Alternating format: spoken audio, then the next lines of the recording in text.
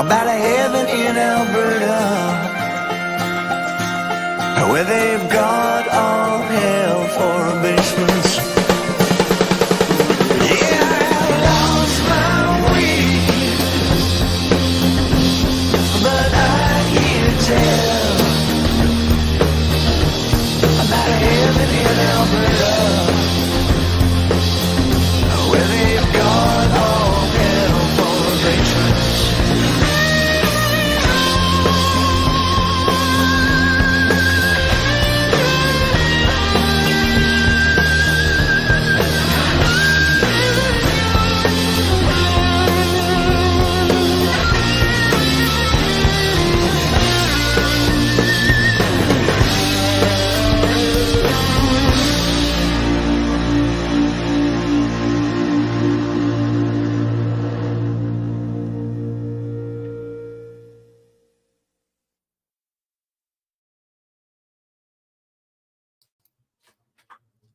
Hi, everyone. Frankie here, New West Reset. Hello. Welcome back. Thank you very much for shooting in, joining a fella here for another one, another live one. New West Reset live, episode 79er today on this Sunday, August the 18th, 2024, 5 p.m. local time. Mountain time. And as always, we're coming at you from Calgary, up here in Canadian land, here in Purdy, Alberta. Calgary in southern Alberta. So howdy and welcome, and thanks for joining me here today on this lovely Sunday. Beautiful day today. Still currently 28 degrees Celsius right now. It's creeping up on 90, I think, Fahrenheit. Like I was outside today. I was outside for 4 hours today, doing some boots on the ground, checking out a couple of different locations, get some video footage for all of you. And it was beautiful, except I got bit by a wasp. Cursed flying devil. But other than that, beautiful day today. Stopped at the Dairy Queen on my way home, got me a score blizzard. I scored a score blizzard. Delicious. Anyway, thank you very much for joining me here for the Sunday show. Thanks for winding down your weekend here with yours truly. Always good to see all of you here for the show.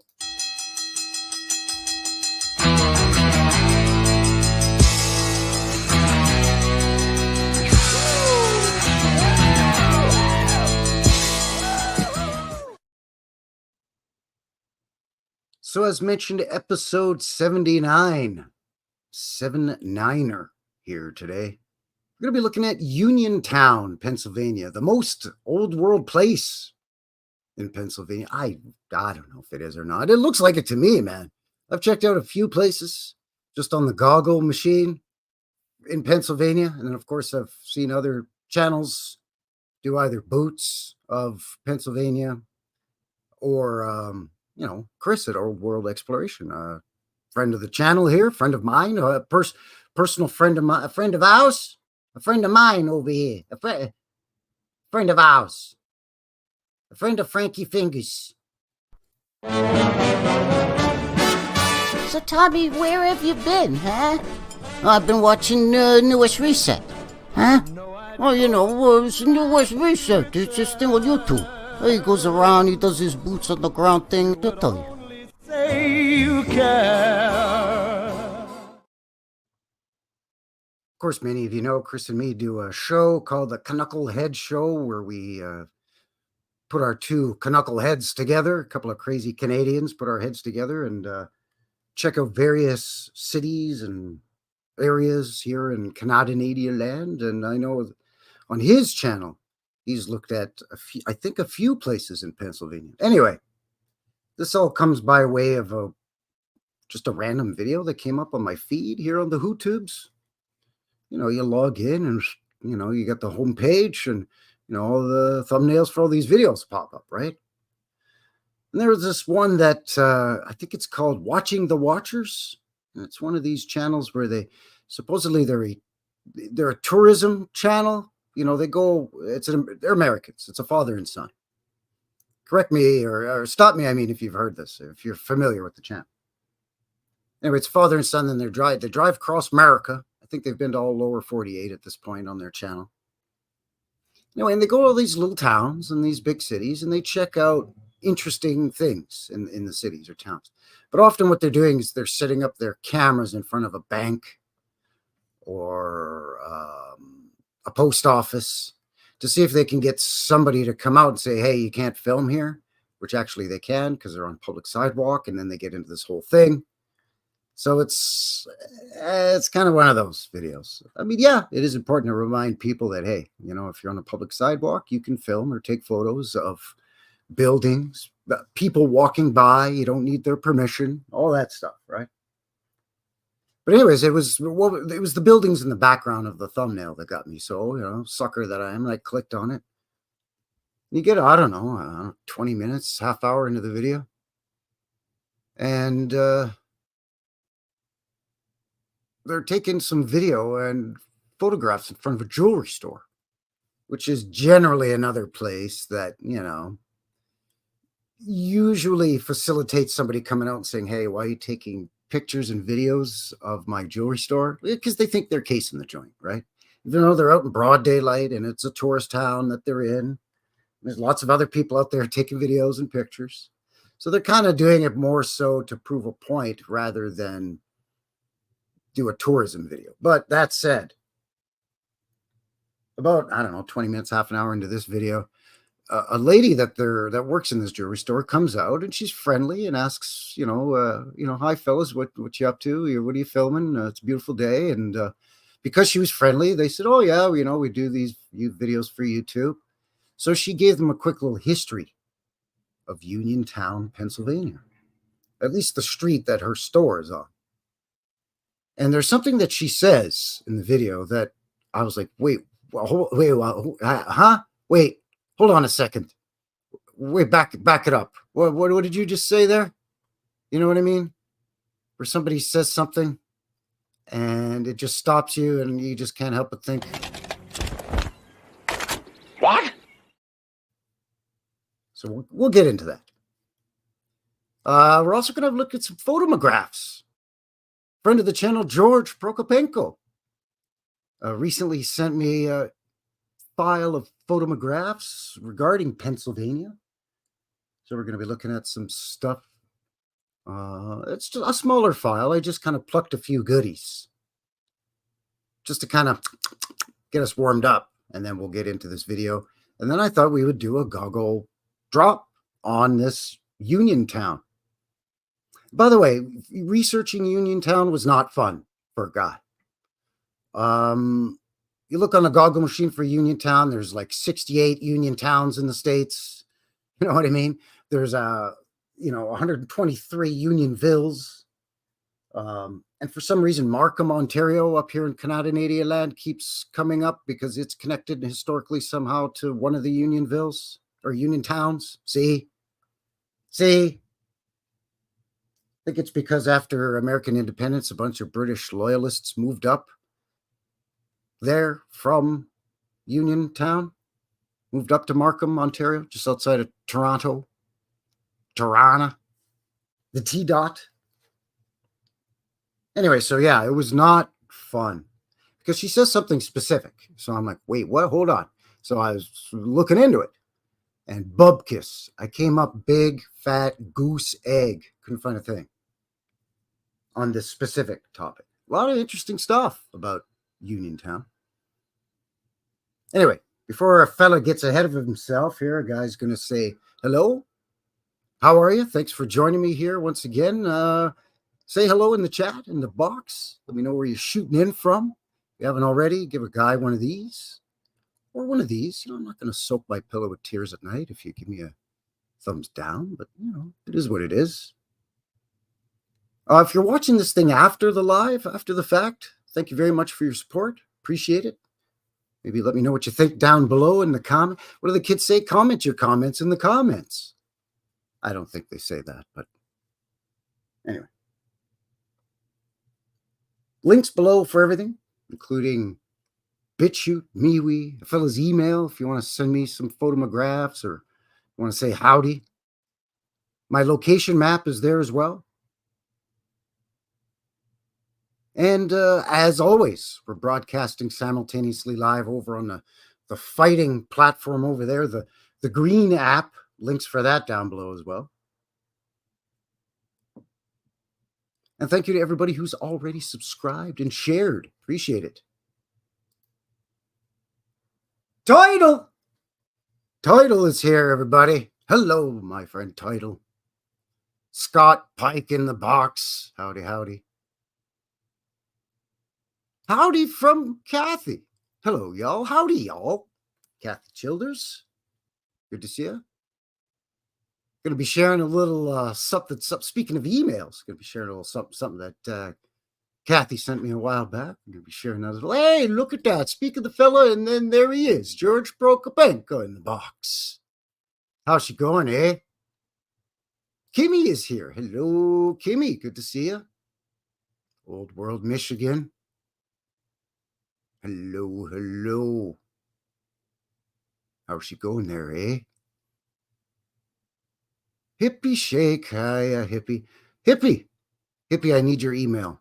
Just as a quick thing before I forget and before the ball gets rolling here. I thought I had it, believe it or not, after all these years. After what, 3 years? Thought I had your email. I don't. I've been trying to get a hold of you. I think I left you a comment over on, where was it? Somewhere. BitChute, I think.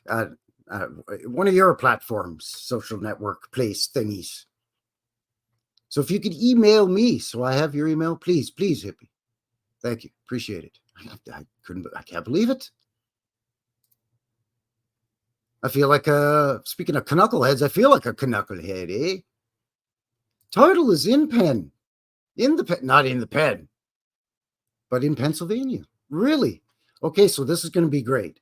So if you're familiar with Uniontown, fantastic. Please chime in and I'll highlight the comment as per usual.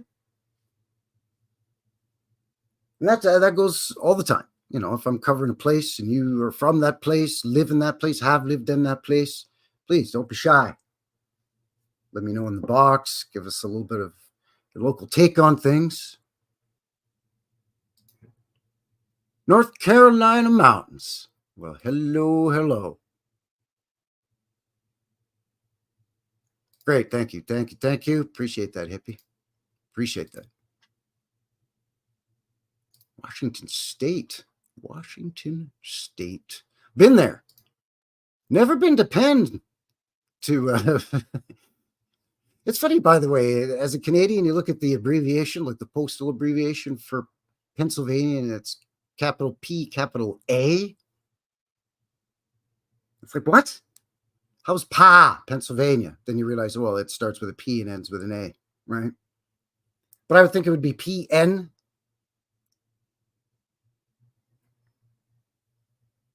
You know what I'm saying? Anyway. Never been to Pennsylvania. Have I been close to Pennsylvania? I don't even know if I've been close to Pennsylvania. Really? I don't think so.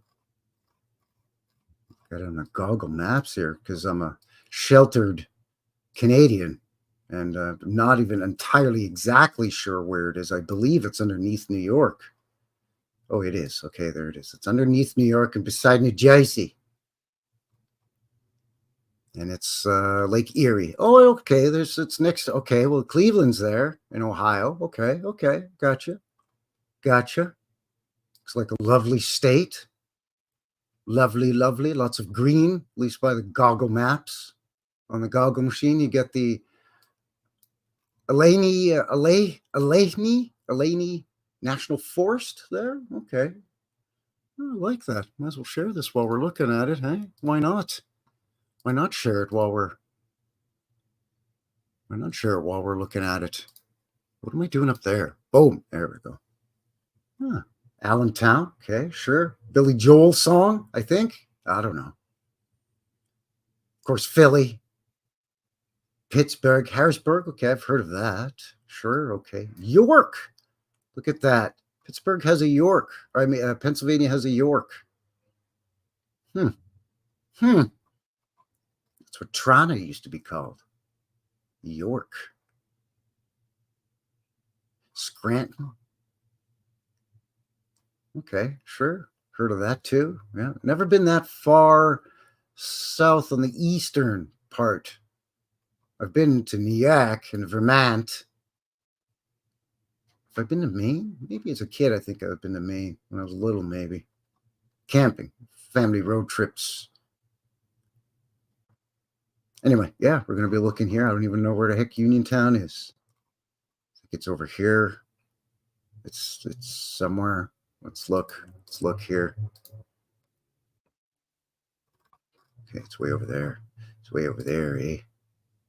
It's way over there, eh? Where is that? It's sort of southwestern.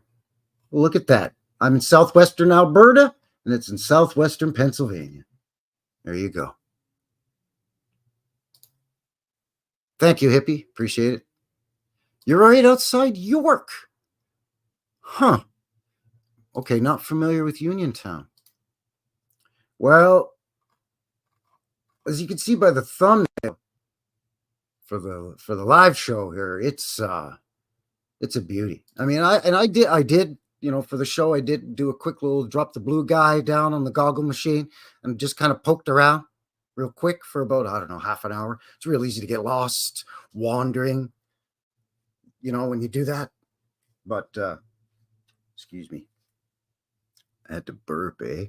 But I didn't want to, you know, I didn't want to let the cat out of the bag even for my own self. You know what I'm saying?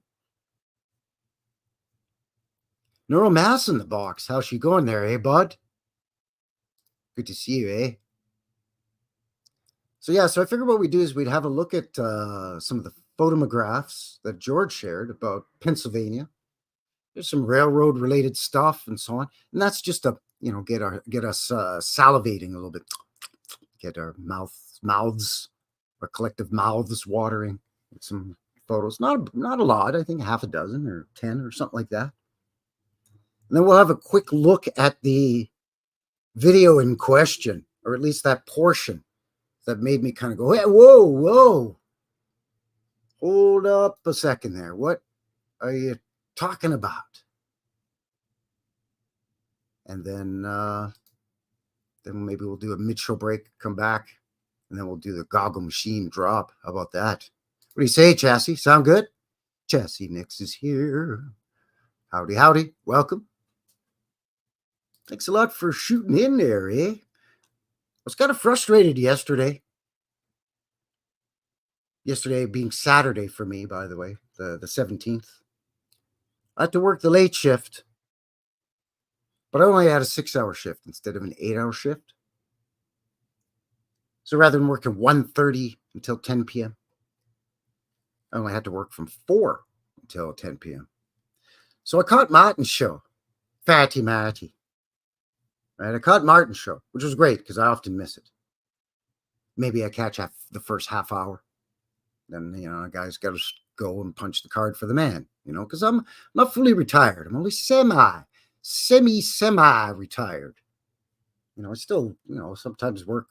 Well, in the summer, I work 40 hours a week. Anyway, long story short, missed Lucius Aurelian's live stream. I miss them almost every Saturday. Because obviously, whether I start at 1:30 my time or 4 my time, I'm working until 10 o'clock. I miss the live show. So I was glad I caught Martin's, but I missed Lucius Aurelian's show. But I watched the re-up. It was a good one, as per usual. Modoc in the box. Howdy, howdy. Welcome. Good to see you. Anyway, once again, as a quick reminder, Frankie here, New West Reset Live.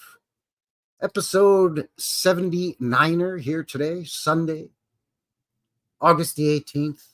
Coming up on 5:30 p.m. local time, mountain time here in Calgary, Alberta, Canada. And today we're looking at Uniontown, Pennsylvania, the most old world place in Pennsylvania. At least from what I could see from the quick goggle maps drop. Man, you can't swing a dead cat without hitting some old world building. Especially they have a whole historic district too, which is even separate from even all the other stuff that I was poking around at. Once the little blue man wandered into there, my head was spinning like a top. It was great. And again, as a reminder, links for everything below. So we had a quick look on the goggle map where Uniontown is, just kind of in the southwest of Pennsylvania. But let's say we just have a quick peekaboo at what the Wikipedia at least tells us here for the official skinny on Uniontown, PA. Not to be confused with Union City, Pennsylvania, or Unionville, Pennsylvania. Yeah, not to mention all the other Union City, Uniontown, and Unionvilles in the U.S. I'm telling you, there's dozens. It's like Springfield. Like, you want to find some old photos on the goggle machine and the goggle images, and you type in Uniontown, even with Pennsylvania, USA, you're getting stuff from Unionville, California. And I'm like, wait, what? Anyway, it's the largest city in the county seat of Fayette County, Pennsylvania. Fayette County to me always sounds like it belongs in Louisiana. It's so Frenchy French, you know what I'm saying? United States, 40 miles or 64 kilometers southeast of Pittsburgh. Population was just shy of 10,000 people in 2020 census. It's part of the Pittsburgh metropolitan area.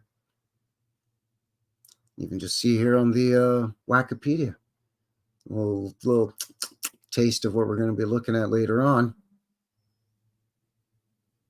It's also 10 miles or 16 clicks southeast of Uniontown is Fort Necessity, built by George Washington.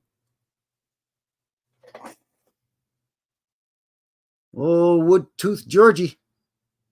During the French and Indian Wars. Which one? Oh, part of the 7 Years' War. There it is. Okay. As well as the site of the Battle of Jumonville Glen. Never heard of that, where the North American branch of the war began. Okay. Uniontown was founded in 1776. Here you go. Hold on to your hats, America.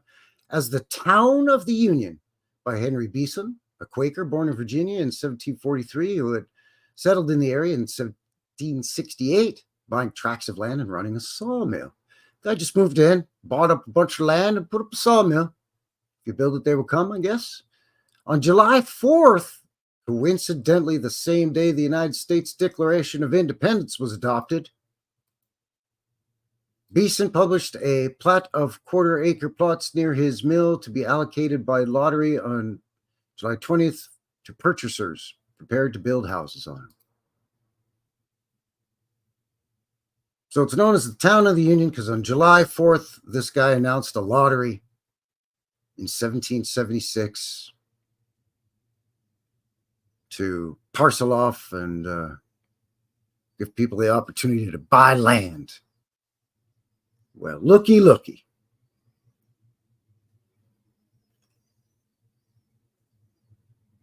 Angel Dreams is here. Hello.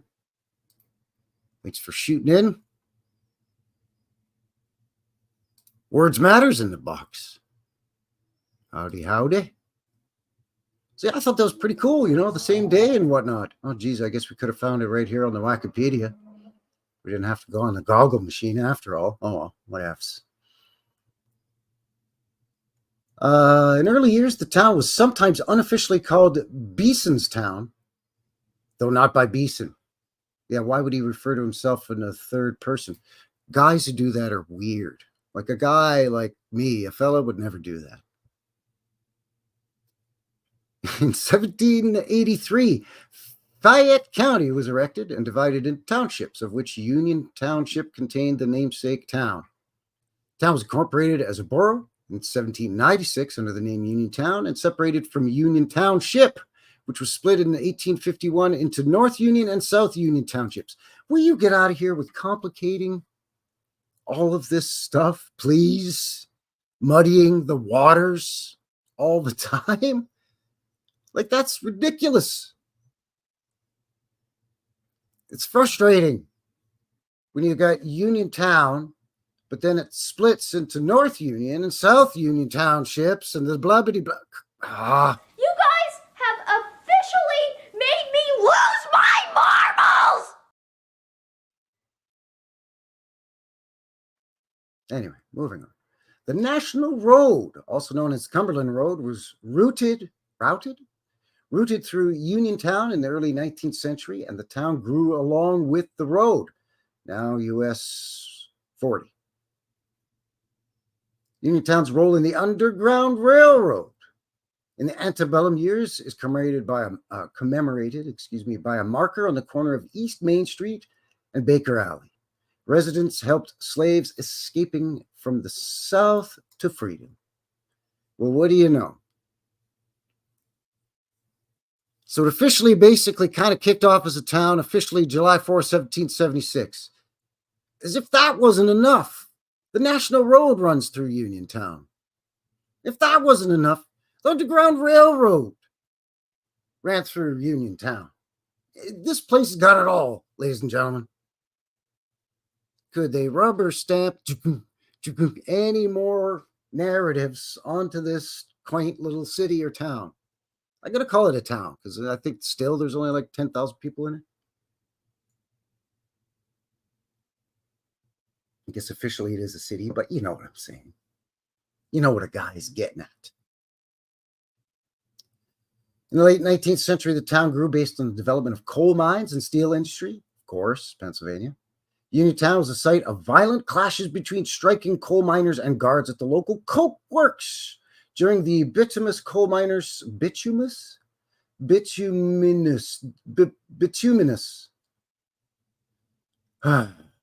English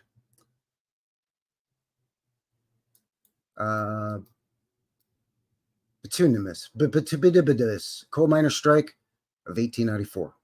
15 guards armed with carbines and machine guns. Well, that's nice. Held off an attack by 1,500 strikers, killing 5 and wounding 8. Sheesh. So obviously they weren't just guards. They were armed guards. Anyways, the Columbia Rolling Mill and Iron and Steel Works was located in Uniontown from 1887 to 1895. The mill was the town's top industry at the time. So why did it close after only 19, what is that? 18 years? Anyway, during the coal boom of the early part of the 20th century, Uniontown was home to at least 13 millionaires. The most per capita, I'm having trouble today, of any city in the United States. What else does this place got? Please, I can barely take it anymore. This is too much already. Castle in the pasture. Are you believing this? Speaking of pastures, I'm here. There's a lot of bull hockey here, I think. Good to see you. Thanks for shooting in, Castle. Howdy. What else? What else is going on here? This thing. Coal barons and Carl Laemmle, the president of Universal Films, sponsored the famous Uniontown Speedway. Board track from 1960 to 1922. It was a 1.25-mile raceway. Jeez. As with most of Western Pennsylvania, Uniontown's economy waned during the region's deindustrialization of the 20th century, when the steel industry, I've got jittery fingers, excuse me. When the steel industry restructured and many jobs went elsewhere, including offshore. This decline continued into the 21st century, and the population is about half its peak of 1940. The only United States Navy ship named for the city was USS Uniontown, a Tacoma-class frigate renamed from Chattanooga on August 16th. So it even had a Navy ship named after it. What else? In 1967, Uniontown was the birthplace of McDonald's Big Mac sandwich. What else? Uniontown, stop. In 2007, the Big Mac Museum opened in North Huntingdon Township. in Westmoreland County, to the disappointment of some Uniontown residents. Yeah, they'd be like, hey, man, that's our sandwich. According to McDonald's spokesman, the decision was based on logistics and access, but Uniontown residents complained in articles published in the Herald Sun. The Uniontown Downtown Historic District, Galen School. Oh, come on, man. John S. Douglas House, John P. Conn House. Look at this. And Adam Clark Nutt Mansion. That's right, Adam Clark Nutt. National Register of Historic Places. According to the United States Census Bureau, the city has a total area of 2.04 square miles, all land, 5 square clicks. City is 999 feet above sea level, raised at the base of Chestnut Ridge, the Appalachian Mountains to the east. National Pike or Cumberland Road, mountains, yada yada, Uniontown, business road. Okay. Climate, sure. Okay. Demographics, yeah, probably the usual. Education, well, okay, sure. Link below, by the way. Transportation, important. It's important crossroads in Fayette County. So why didn't they put the Big Mac Museum or McDonald Museum there then? The main route around town is a stretch of freeway bypass, the George Marshall Parkway. Okay, sure, yeah, okay. Anything else? Notable people. Professional wrestler Bruiser Brody from there. This is ridiculous, man. This little town. Yeah, the inventor of the Big Mac. There it is, this guy. I tell you what, when you're like 16 years old, that's the best sandwich in the world. That's the best burger in the world, a Big Mac. Looking back, I don't know how I ate them, but it is what it is. So yeah, that's the Uniontown, Pennsylvania. Let's quickly look at the Downtown Historic District here real quick. See what the wickety Wikipedia says about that, y'all.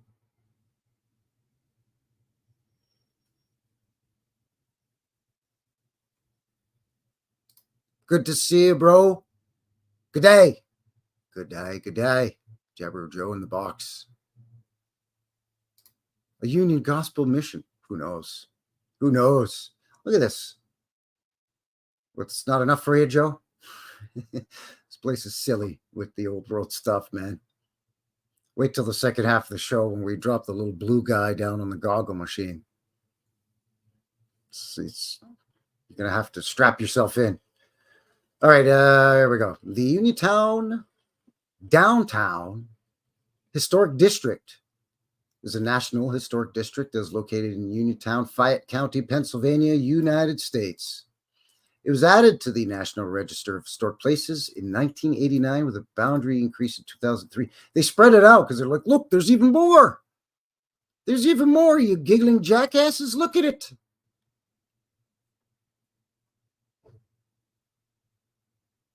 That's not exactly easy, by the way. It doesn't just roll off the tongue for a guy. The Uniontown Downtown Historic District. Could that be more of a tongue twister? The Uniontown Downtown. I'm going downtown. And I'm gonna buy me some new shoes. So it includes 113 contributing buildings and 1 contributing site that are located in the central business district, of Uniontown.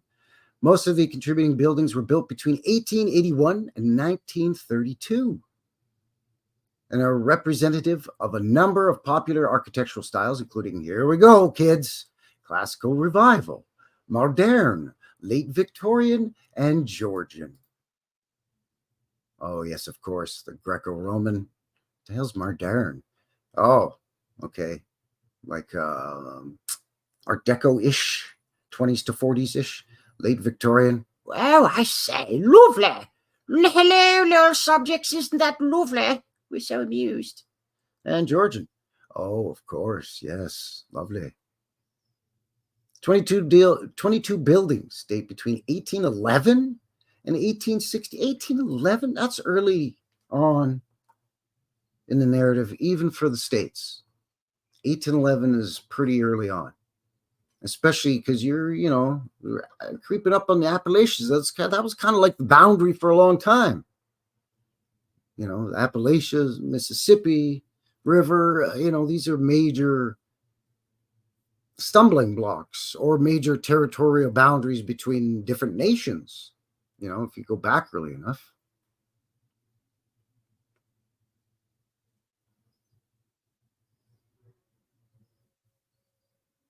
Yeah, man, notable buildings include Fayette Bank Building, 1902, Thompson Ruby Building, 1900, Highland House, 1890, the State Music Hall, 1922, the Exchange Hotel, 1891, the Galton Apartments, 1929, the Gallatin Bank Building, 1924, spelled differently. I wonder if there's a typo here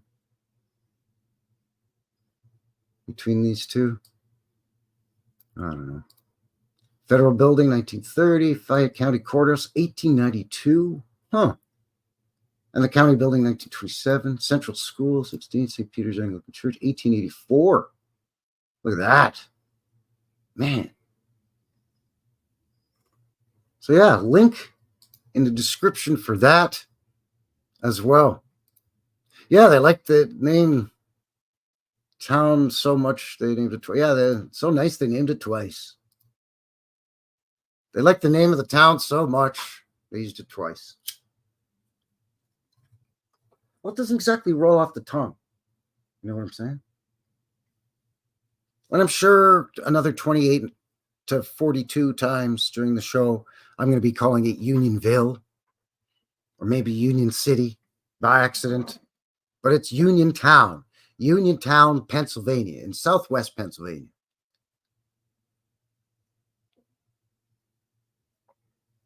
Sort of in the metropolitan district, municipality district of, what did it say, Pittsburgh? But it's really not close to Pittsburgh.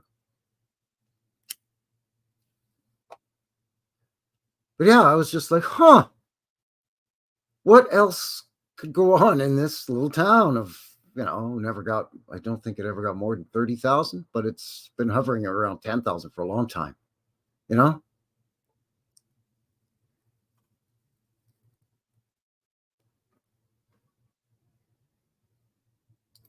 Yeah, we'll see the Nut House. They were lovely houses. I mean, we're going to see more too. In fact, speaking of which, while we've got George here in the box, let's look at a few photos of this is just Pennsylvania in general. In fact, none of these are from Uniontown, but I kind of want to use them again as kind of a nice appetizer, just to kind of get the juices flowing. What would you call a place population under 1,000? A town? I mean, I know a town can become a city after, 10,000? At least that's what it is around here. Because the little town that my parents live in, which is north of me, north of Calgary, once it reached 10,000, and certain other things are in place, then they could, file to become a city rather than a town, which they did. But what's smaller than a town, right? You have like townships. A township, is that a thing? Is that the differentiation? Is that it's smaller than a town? Then you have like hamlets, village. Is it town, then village, then hamlet? Is that the pecking order? Size? I don't know, right? But 1,000 is small.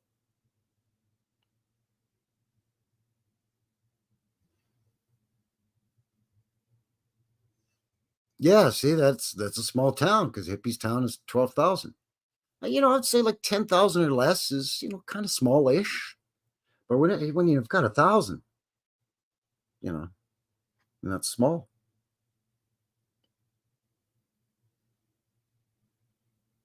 Borough, yeah, borough is. I always kind of thought borough was like a neighborhood or like a former Like it used to be its own town until it got swallowed by another. But I don't know. There might be some legalities with that too, right? Like the borough is technically not part of the city. Like for example, like New York, right? And you have the boroughs, right? And like you have what is it? Brooklyn, the Bronx, Manhattan, Staten Island, and there's 5. Isn't there 5 boroughs? I don't know. Again, pardon my Canadian sheltered sense of knowledge. But you get what I'm saying. So yeah, I don't know. Town, village, borough, hamlet. Here in Alberta, we have some hamlets. It's like a little town that's tiny. There's like 93 people. And you're like, okay. It's got a little general store, which is also its post office and gas station. Usually there's a hardware store attached to it, a side-by-side building that also has the hardware store. A couple of houses, maybe a town hall, probably a Freemason joint, of course, like a Freemason's lodge. Heck, I was recently at a little town in southern Alberta, like just this past winter. Less than 100 people at a Freemason's hall. I'm like, get out of here with this ridiculousness, please. Queens, how could I forget? Thank you. Sheesh, Queens. That's where that LL Cool J guy is from. Farmers Boulevard in Queens. That hippity hop guy turned actor. He says, I'm in a village for miles away from. Oh, okay. So yeah. If you're in a tiny little place, it's a village. Besides, village kind of has a quaint sound to it, doesn't it? Where do you live in? I live in a village. Oh, you mean a town? No. Village. Kind of sounds magical. Well, do you have elves and stuff there? You know what I mean? Anyways, goofing around here. Let's look at some photographs that George shared with me. Where did I put it? There it is. And again, this isn't Uniontown in these photos in this folder. They're just sort of just a few. George sends me at least one file a week, sometimes more. And, there's a little bit of everything from everywhere. But this was one he sent a while back that was mostly Pennsylvania. So I grabbed a few. Some of them for the architecture, some of them because it's just beautiful. Look at this, man. Look how this train winds its way around this hill. And then it winds its way back. They got to build all this up all the way around here for miles and miles and miles and miles. Look how beautiful it is. It's really nice, It's the same thing from a bit of a different angle, just to give you an idea. These buildings are buildings here, I believe. Yeah, you can see how it winds. I'm going to build all this up.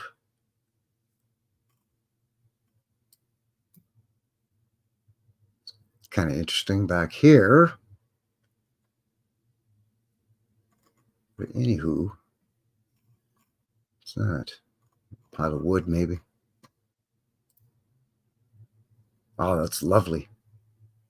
This is it's impressive. Well, looks like it might be concrete. This definitely not concrete. This is interesting right here.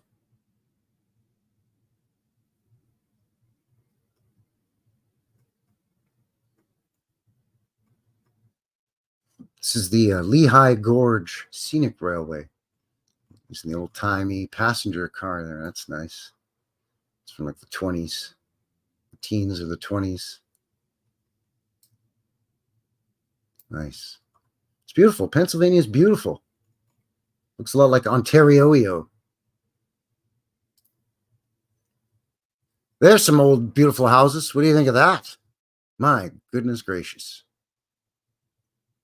I mean, they just look at all this wooden scroll work and all this detail. Like they just got silly with it. Look at this. Again, even if this is just wood, which I'm sure it is. I'm sure it's a wood frame home. I mean, it might be brick underneath this. It would be the first time I've seen that. I mean, this is brick. You can tell where they painted it for some goofball reason.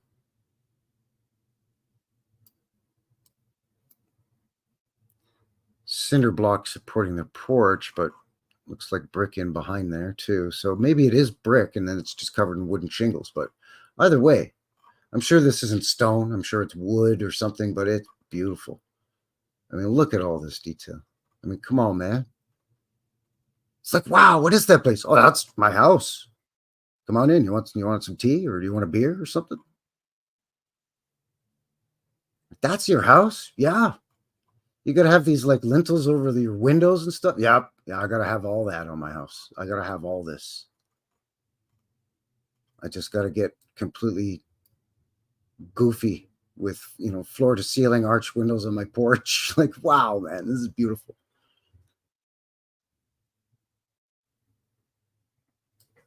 But then you look at all this, but then look at this in the background. There's old world building here that they filled in the old arch windows. This one they filled in the arch to square it off. Then they put the redneck skylights in here, the glass blocks. Oh, how deliciously appealing that is. Nope, not at all. And then look at this house. You can see a bit of the house next to this house. The mansard style roof. And again, here. And it's covered in green paint, purple paint, and gold paint. Like, take off. That's beautiful, man. I want to be these people's neighbor. Like, wow. Look at this place. This is in Gettysburg, Pennsylvania. Are you kidding me? Are you kidding me? The freaking tech. This is not on this building. It's on another building. Look at this, man. Come on.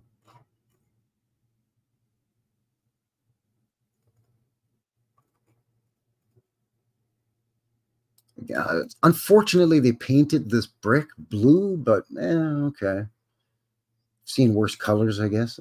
It's funny slopage here. To get in over here, you only need to go up 1, 2 steps. This one, 1, 2, 3 steps. This one, 1, 2, 3. It's actually more like 2.5 steps. 2 1/3 steps. This is 3 full steps. Like, come on, really? Yeah, it's not mud flooded at all. And again, the one next to it. So bamboozled by this one, with the pediment above the arched windows and the, the doors and all that, you failed to notice this up here, and this.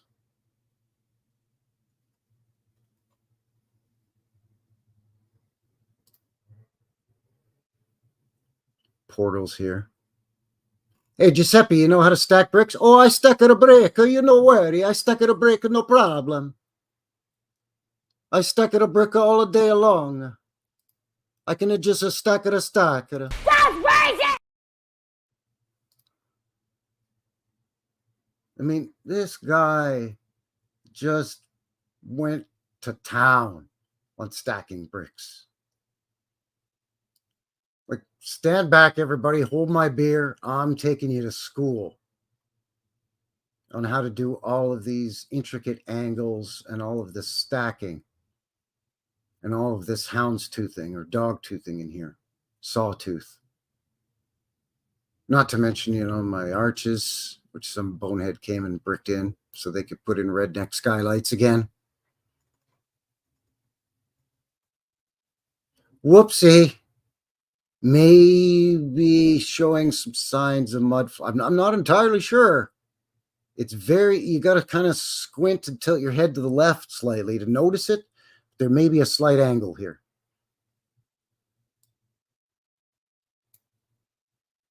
So much so that you have an access of some kind here that's not even here at all, because you can't. You walk straight in here and here. But then once you get down to here, no, now those doors become windows, because you got a whole other level here. What in the Sam Steele's going on here? I don't even know what this is, but it's on Bond Street somewhere in Pennsylvania, so I don't know.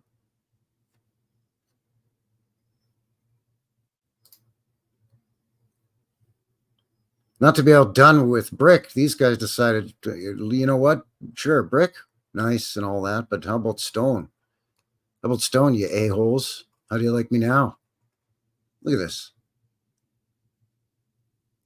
All the arches done in stone. Even if this is a facade tile type of stone that they just back butter with mortar and stick it on there.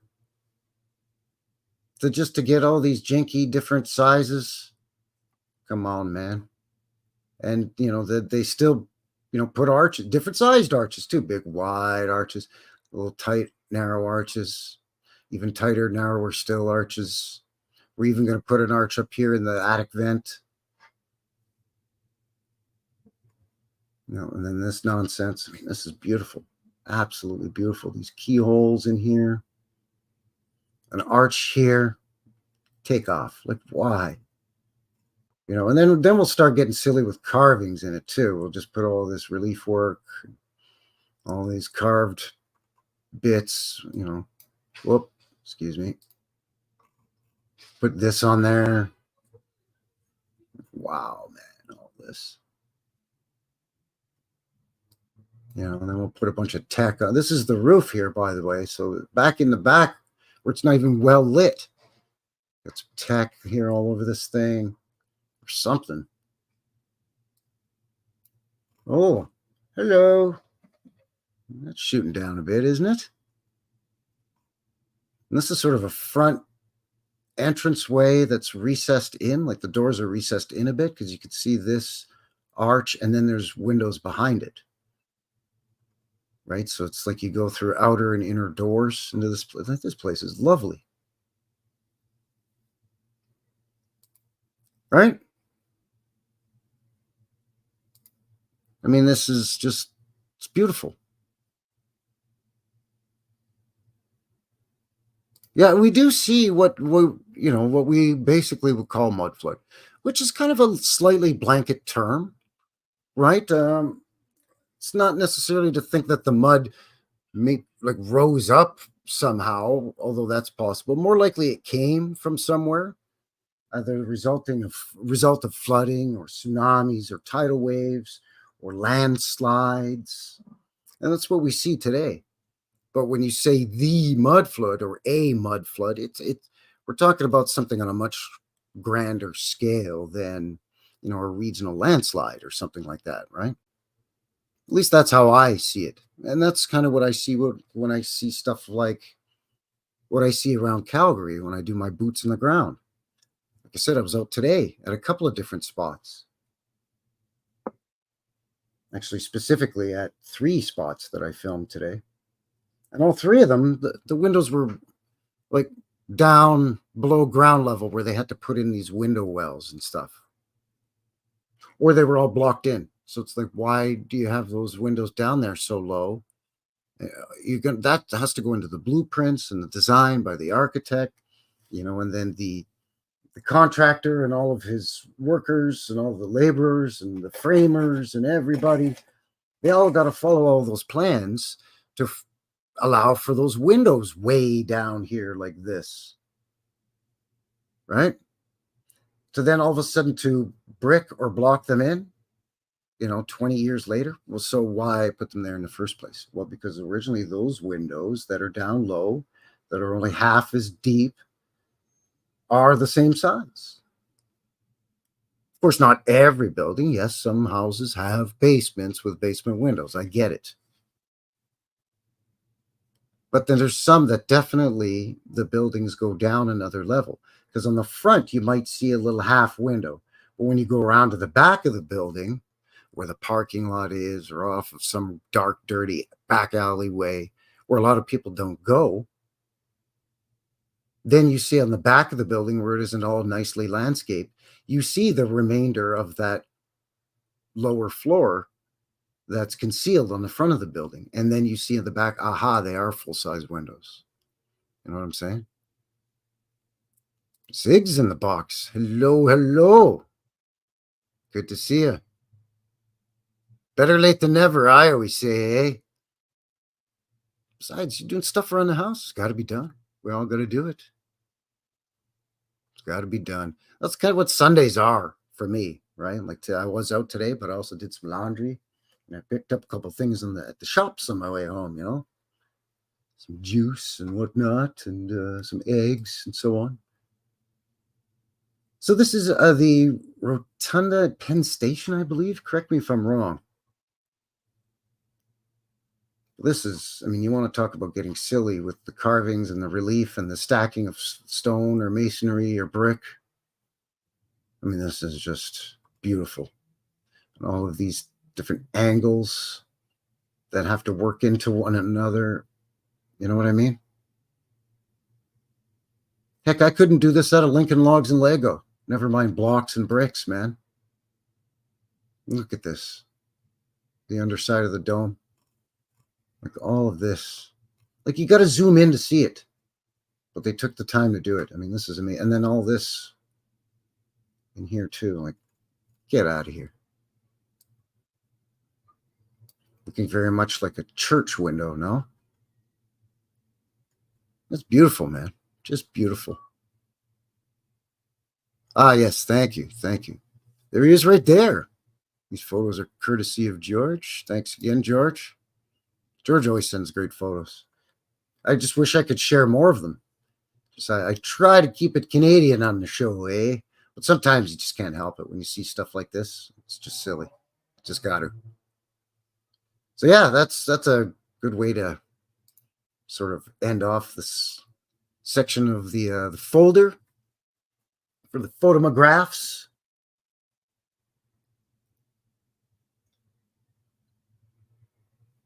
Excuse me, I'm just going to wet my whistle here. Have a little sip of my water. Just talk amongst yourselves for a second. Sorry. Delicious. It's hot out today. It's hot. Fella's thirsty. It's still 26 degrees. Coming up on 6 p.m. Just 2 minutes shy of 6 p.m. local time. Warm today. A little bit of a breeze. So you don't really feel it. Like a guy doesn't feel like the heat, like the sun is beating down on him so much when there's a little bit of a little breeze to keep him cool. See what I'm saying? Most of the parts of the city that I was in filming today were, of course, the older parts of town. So generally, the trees are bigger. And when it's, they're full of the foliage, the leaves, then there's lots of shade. So it's actually quite nice. Oh, did you hear the train?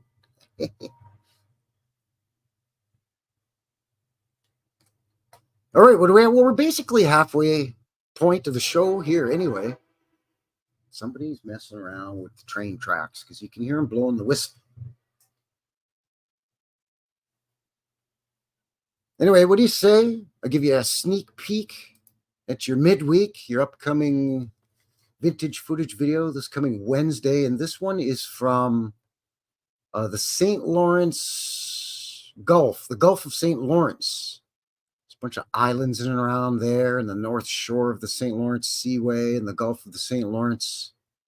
So this is some old footage from, what year is this from?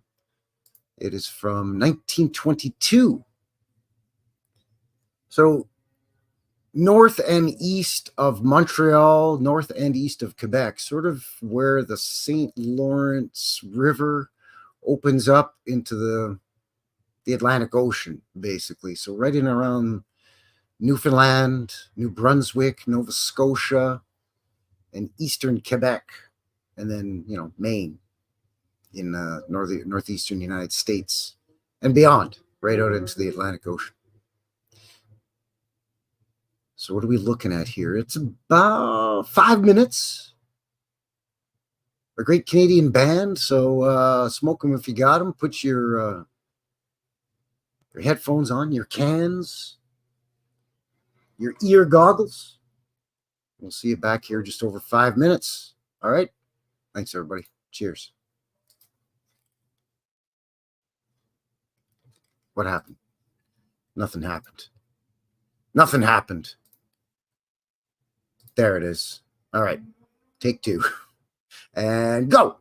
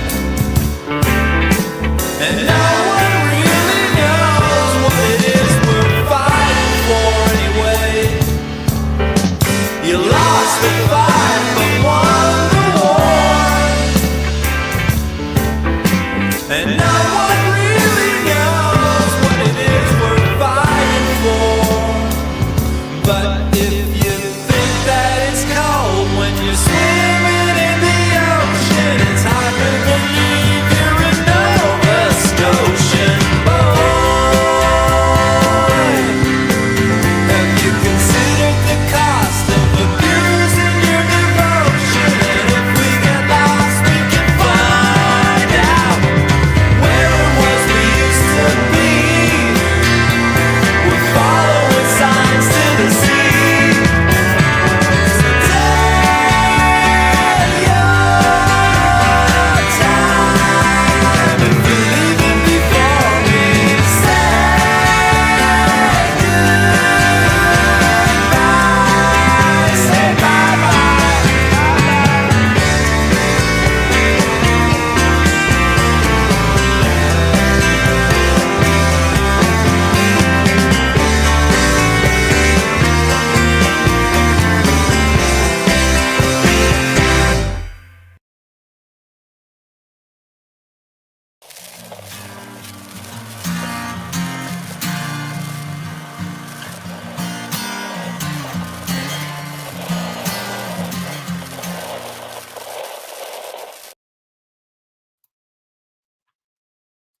All right. And we are back. We are back. Hello, hello. Thank you very much. Shooting in and joining me here. Frankie, New West Reset. New West Reset Live. Episode 79. Looking at Uniontown, the most old world place in Pennsylvania. At least from what I could see. Man, oh man.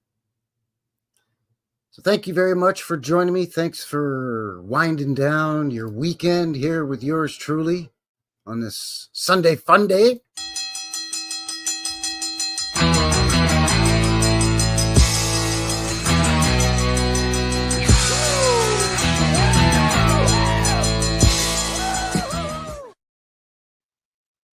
If you haven't already, give a guy one of these. Thanks for joining me. If you're watching after the fact, thank you very much for your support as well. So what did you think of that? It's a very interesting video there from the 20s, from sort of the St. Lawrence Gulf area. And there's a bunch of islands out there, including, the Maritimes, Nova Scotia, and so on. And who was it that was, there's Sage, striking Sage in the boxes. What band is this? That's Sloan, the Canadian band Sloan, who are Nova Scotian. They were Weezer before Weezer was Weezer. I think they're having their 30th or 35th anniversary this year. 30th, I think.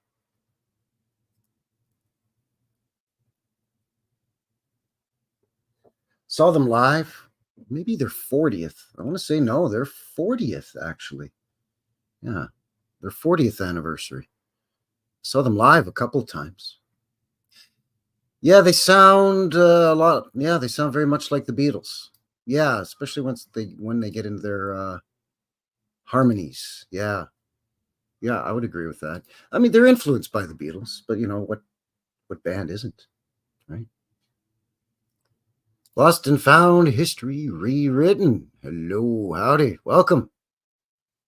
Yes, please like, share, subscribe if you haven't already. Thanks for joining me here for the live show. Uniontown, the most old world place in Pennsylvania on the live show here. Yes, I was just going to say that. It's 4 dudes in the band, and all of those buggers can play all 4 instruments. So the drummer will play guitar, the bass player will drum, and they'll switch, and you know what I'm saying? Not in the middle of a song, although I'm sure that would be kind of a neat little gimmick. I think the Rankins do that. They're another Canadian family band that will play all instruments. But yeah, so all 4 of them sing. So depending on what song, depends on who the lead singer is and stuff. Well, yeah, the Trews are from, they're from Antigonish. Oh, okay. There you go. The Trews. There's a lot of great maritime Canadian bands. Great Big Sea. So on and so forth. Lorena McKenna. Lorena McKenna. And then what's his name? The fiddle player. Ashley McIsaac. Anyway. So yeah, that was Sloan. And the song was called The NS, Nova Scotia. So that was a sneak peek at your upcoming midweek. Every Wednesday, I give you some vintage footage video. Again, mostestly of the time, it's going to be Canadian content. Either the footage or the music, or preferably both, but not always. Yeah, sure. Scott Pike says maybe they could play at the Uniontown Theater. That's right. The oldie opera house. Ye oldie Uniontowny Opera House. Back when Uniontown was spelled Towne. Uniontowny. Ye oldie Uniontowny. Anyway, speaking of which, what do you say we drop the goggle, open up the goggle machine and drop the guy down, the blue guy? What do you think? And have a look at this place. See what's going on with the shenanigans here in Uniontown. I'm just going to quickly kind of get off a good jumping off point-ish. But, I mean, you could pretty much... This place is silly. Well, I'll just put it that way, okay? It's just silly. Anyway, enough jabber-jawing about it. Let's get her done. Actually, no. Hold on. Hold the phones, Chuck. How about before that? See, I'm getting ahead of myself. It's amateur hour here on the show. But before we do that, we watch the video that kicked off the whole thing. How about that?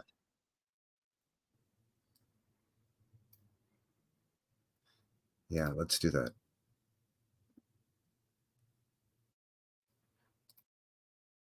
Okay, so let me see here.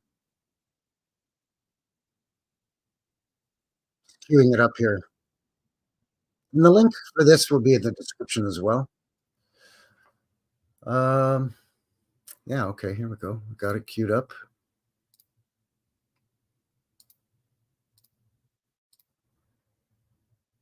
So hopefully you can hear this. If you don't mind, if you can let me know in the box if you can hear this. And again, this channel is called Watching the Watchers. So shout out to them. I mean, they did go to this Uniontown, man. This is a historic place. This place is wacky.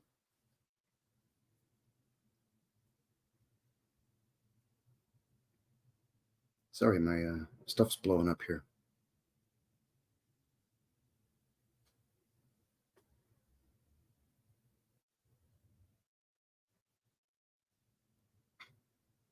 All right, so yeah, let me know if you can hear this here. Let me just, and again, Watching the Watchers. Now, this is fair use now, by the way, now, because I'm going to be pausing and commenting on what this lady's saying here. And I'm only playing just a short little clip. You can see we're 26 minutes into a, just over half-hour video here. So they've already done a lot of walking around in this town and seen a lot of stuff. But I'm not going to bother too much with that because we can just drop the little blue guy down on the goggle machine.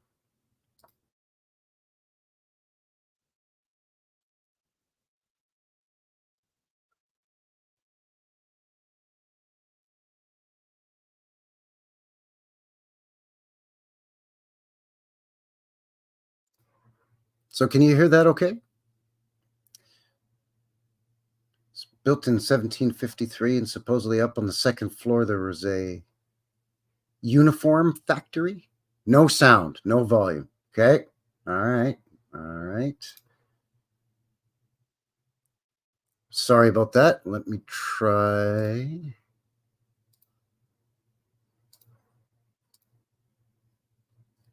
Okay, let me know if this works instead. Why not? Well, I really do appreciate you coming out with a smile, being cordial. Little history. He's had this business for 53 years. Okay. This building was built in 1853. Okay. Supposedly, on the second floor during the Civil War, there was a uniform factory. Okay, so now you can hear it. All right, great. Thank you. Thank you. Sorry about that. I clicked on the wrong thing there, eh?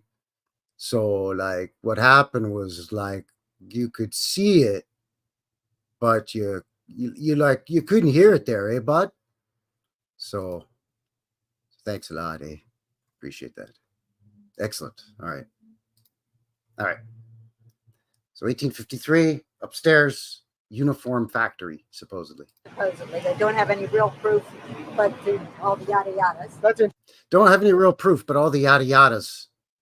Anyway. interesting. And I don't know whether you know this, but years and years and years ago in this town, these sidewalks were hollow.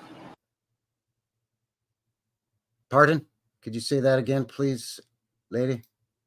You know this, that years and years and years ago in this town, these sidewalks were hollow. The sidewalks were hollow.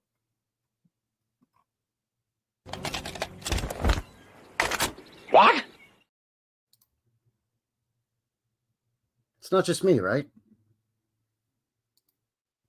You know this, that years and years and years ago in this town, these sidewalks were hollow. Hollow. Segregation. See the dad's right there. Blacks. They were actually businesses out in the basements of the buildings.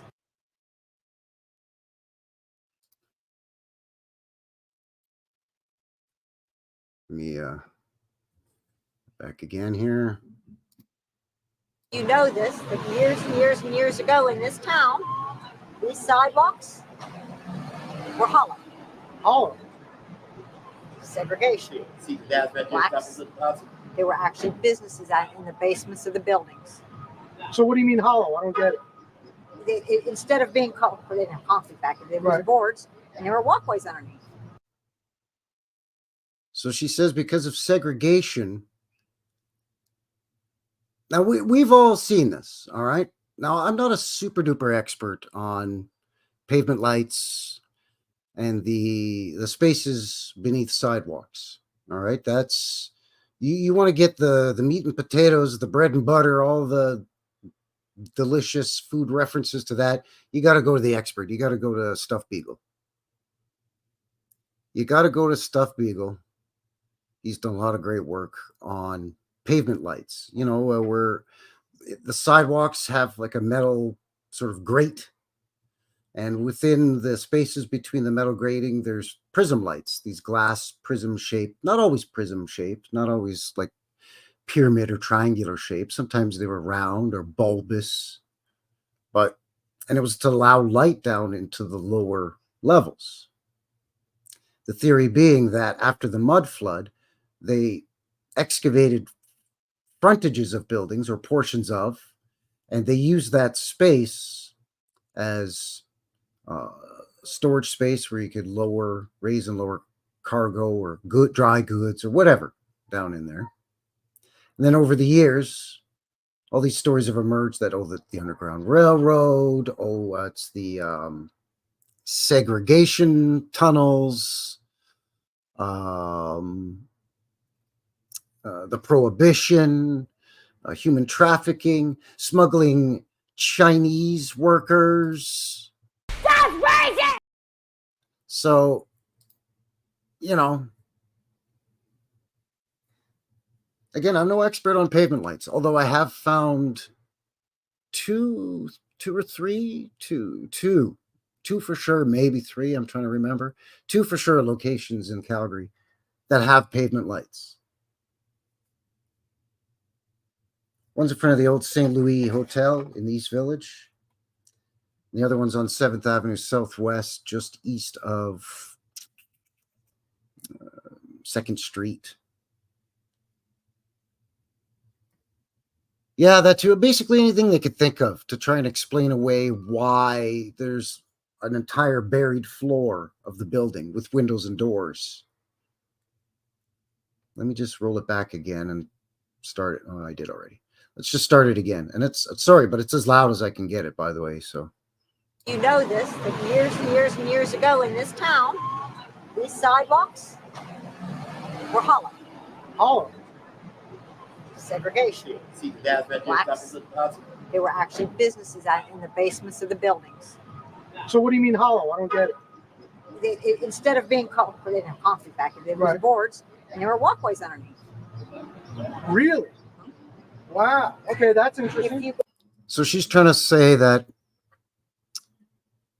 it was wooden sidewalks. So it wasn't, this was even pre-pavement lights, she's saying, where it was just the wooden sidewalks, you know, the wooden planks, like your back deck where you barbecue might be, right? And that's where the African Americans or the black people would shop because of segregation. Like, are you kidding me?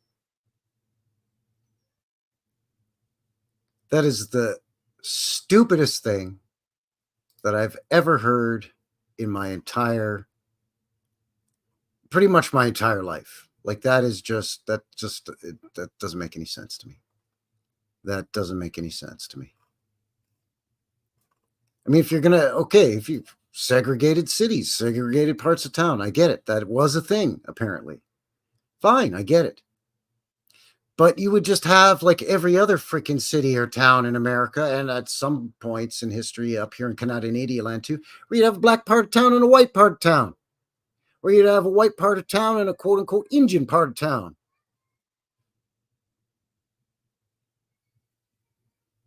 You wouldn't just have, well, you can come into my building, but you got to come in down in the under the sidewalk entranceway, under the wooden sidewalk below ground. Get out of my face with that.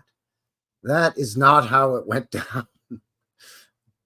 Yes, segregation was a thing, but it did not involve the mud flooded lower levels of these buildings. That is ridiculous. That is so ridiculous. Right? Right? Dragon Sage says I smell BS. Yeah, exactly. Hey, Vaughn's in the box. Good day. Howdy, howdy. Good to see you.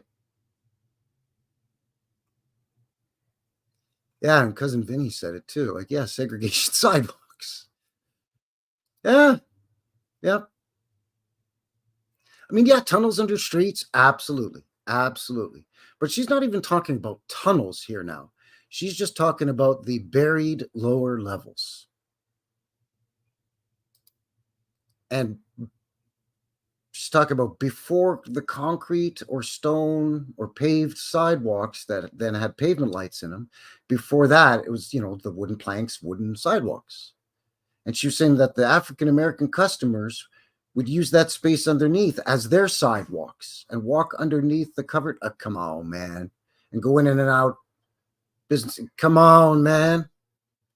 Don't pee on my head and tell me it's raining. That is redonkulous. It's complete. That's just, come on, man. Anyway, let's see what else she has to say. And I'm not making fun of this lady. She's just passing on what she's heard.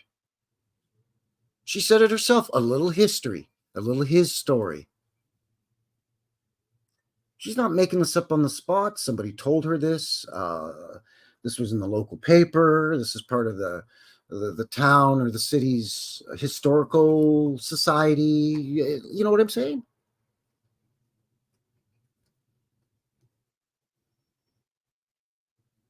Like, she's not just making this up on the spot for the camera. She came out to ask them, hey, what are you doing filming out here? But politely. Like, if you come out at these guys all up in their face, like, hey, you can't film my jewelry shop, then they'll get in your face. But she came out all nice and smiling and polite. So they started chit-chatting.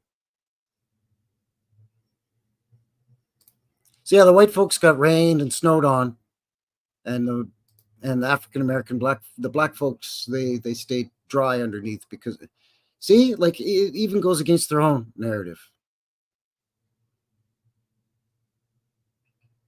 So I'm thinking what they did was eventually they raised the streets, up to, I don't know, 12, 15 feet. And eventually what used to be, what she's talking about was in her very building too. She's talking about this very building. We used to be another complete level down there. So there was a mud flood. The streets were buried in, let's say, 15 feet. I'm just spitballing here of mud. 12 feet, something like that. They excavate, because this is a window. This, what is now a door, used to be a window. All right, this is the second floor because it's been mud flooded. So they excavate so they can get in to the door. They kind of are able to clean it up enough, excavate the streets enough. But the sides of the buildings have the sloped streets like we saw in the photographs that George shared. Some of those super sloped roads were on one side of the building. It's a door, but you go around the corner onto the adjoining side, and it sloped so much that what used to be a door, you could see, well, originally it's a window, actually. They converted a second floor window into a first floor door because the side of the building is all sloped, right? But the front is level. So I think they raised the streets or put in viaducts, what Biggs calls viaducts, not aqueducts, viaducts. Raised, supported street levels. Many cities have viaducts. that were put up in the teens and the 20s, even in the late 1890s. Some of them with wooden support pillars, some of them with iron or steel support pillars. And it supports platforms of the new surface, street level. And then they resurface it, they repave it or blacktop it or whatever, right? Asphalt, whatever you use. And then they pour new concrete sidewalks. And in some cases, when they put in new concrete sidewalks, then they put the pavement lights in. And then that lower, what used to be the original ground level of the first floor now becomes a basement. And that empty cavity now becomes a spot where you could, again, lower and raise like a sidewalk platform elevator to bring goods in and out of your now basement, quote unquote, of your building. But in some cases, even under that basement, there's another level that's just never been excavated. Anyway, let's let her continue because she goes on with a little more here. Go down into our basement. Now they've closed them all up because they filled these in, but there were windows and doors. And we actually, until a couple of years ago, there was a door right about here. Yeah, right under where your main door is now, because your main door used to be a window. Sorry, I'll back it up. It's like one of those videos where you watch people reacting to music videos and they keep interrupting the guitar solo and you're like, come on, man, quit pausing it. So I'll let her play through here a little bit. You know this, that years and years and years ago in this town, these sidewalks were hollow. Hollow. Segregation. See, that's what you're Blacks. There were actually businesses out in the basements of the buildings. So what do you mean hollow? I don't get it. Instead of being concrete, they didn't have concrete back then, there was Right. boards and there were walkways underneath. Really? Wow. Okay, that's If interesting. you go down into our basement, now they've closed them all up because they filled these in, but there were windows and doors. And we actually, until a couple of years ago, there was a door right about here that I could go out, and it was maybe from me to you, Okay. a walkway, and there were windows that were covered up, of course, because nobody's walking down there anymore. Well, you know a lot about your community. You must love it. Very cool. I do. Even though I'm a transplant, That's all right. my kids are down in North Carolina now, and they want us to retire. It's like, you know what? It might have its issues. There might be crime. There might be not a lot of traffic. But it's home. But there's bad people, but there's good people. Of course. There are a lot of good people in this whole world. That are good people. Of course. And we've met both sides of that today. Bad people get depressed, and good people get pushed. Anyway, I'm going to wind that back one last time. Nice lady. And we'll just listen to everything that she has to say from where she says a little history. Just get it. Yeah, right about here.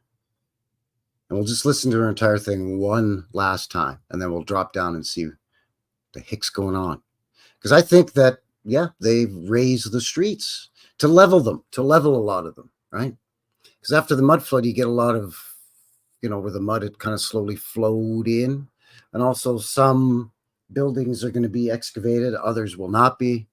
Some might be damaged more than others. Some might not be worth renovating or renovating. So you have various conditions in some of these properties.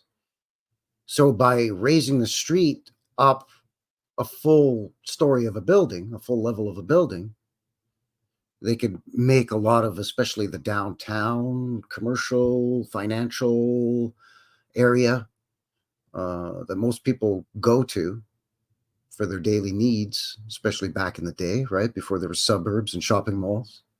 You go to the butcher, the baker, the candlestick maker. You got to go downtown for that. You catch the trolley or you hop on your horse and buggy, or later you get in your jalopy and you go. So if they could level the streets, it just makes it easier. And I know there's a lot of cities in the United States that have viaducts and have portions of their city that are undergrounds where you can take tours of them. I think Atlanta, Seattle. I'm sure there's many more that I'm not aware of, but I know there's dozens. And it's probably basically every city, or almost every city, and pretty much almost every building.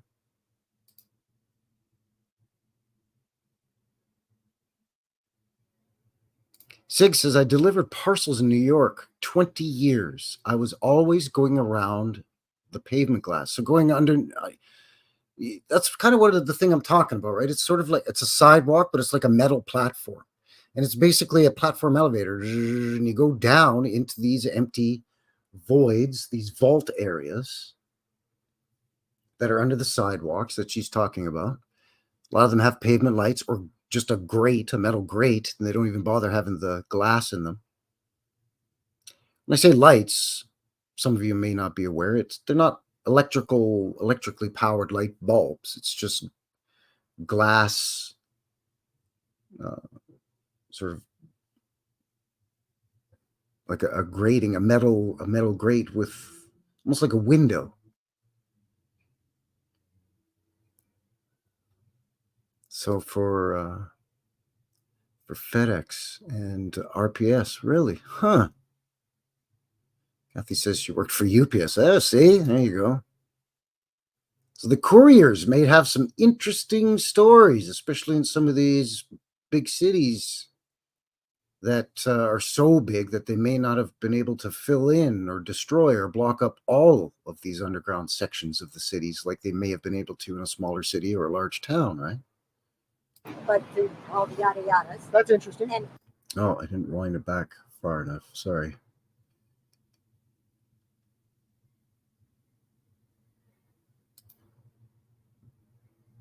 Thought Why not? Well, I really do appreciate you coming out with a smile. For you. was a uniform factory, supposedly. They don't 3 years. Okay. This building was built in 1853. Okay.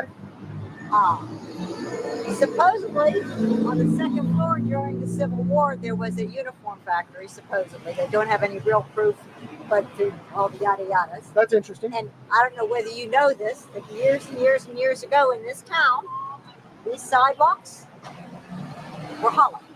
Hollow. Segregation. See the guys right there. Blacks. There were actually businesses out in the basements of the buildings. So what do you mean hollow? I don't get it. Instead of being they didn't have concrete back then, there was Right. boards and there were walkways underneath. Really? Wow. Okay, that's interesting. If you go down into our basement, now they've closed them all up because they filled these in, but there were windows and doors, and we actually, until a couple of years ago, there was a door right about here that I could go out, and it was maybe from me to you, Okay. a walkway, and there were windows that were covered up, of course, because nobody's walking down there anymore. Well, you know a lot about your community. You must love it. Very. all right, that's enough of that. So there you go. This lady's talking about that long time ago, there were empty voids of walkways below the sidewalk or street level that were used frequently by townsfolk, basically. And her shop in what they're calling the basement used to have a door and windows that are now blocked in. And then eventually all of this was filled in. But she even used to be able to use a portion of the void that she said was from me to you. So say maybe 3 to 4 feet out. So halfway across the sidewalk underneath, until eventually that was rectified probably by the city. Oh, Kathy says, hey, don't make assumptions, Frankie. You sexist SOB. I didn't deliver packages. I fixed the planes. That's awesome. Fantastic. Why fill that in so recently? I don't know. Maybe, oh, look at this. Got a couple of pilots in the box. That's fascinating. I've never flown. Well, never piloted. I fly. Have been a passenger. I've never piloted.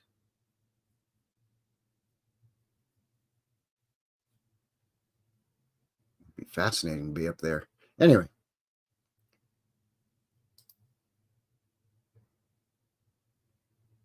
So I'm thinking maybe when they're doing,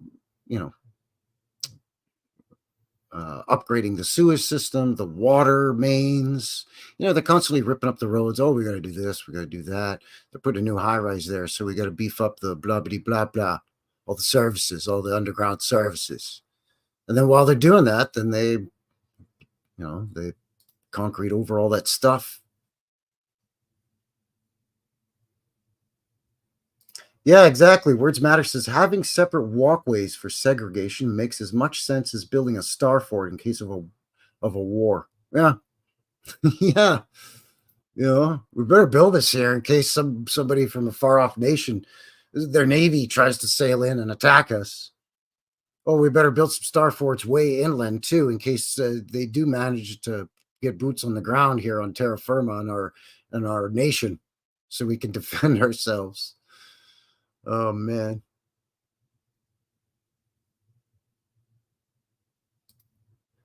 Vaughn says, I gotta wonder if it was mud flooded or created purposefully to hide something. Story of Dyerstown, where people moved underground hiding from something or knew that something big was coming. I mean, that could be it too, but I'm thinking that would be more the tunnels and some of the almost what you would call underground cities that we see. I don't really think we see any that would qualify as that here in the quote unquote New World. But you see over in like the ancient Holy Land and adjacent countries around in the Middle East and so on and so forth.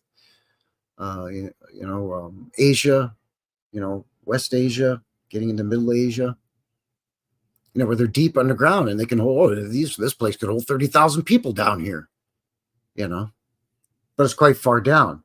This is just down like maybe 10 or 12 feet, if that, let's give or take, say 12 feet. That's what? I don't know. 3 meters?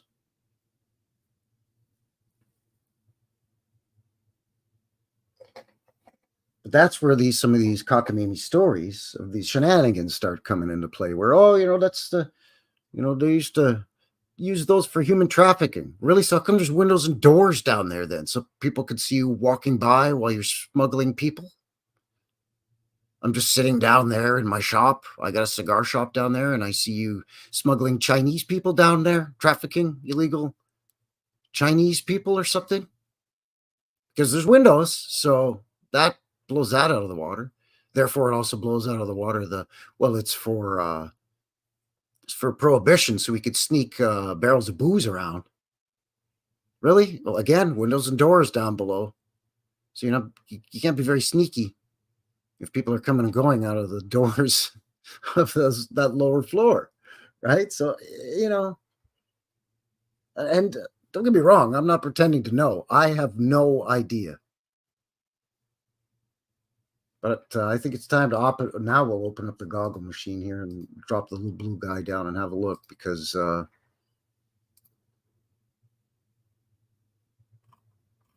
know what? We're going to start off right in front of that store where that lady was, just for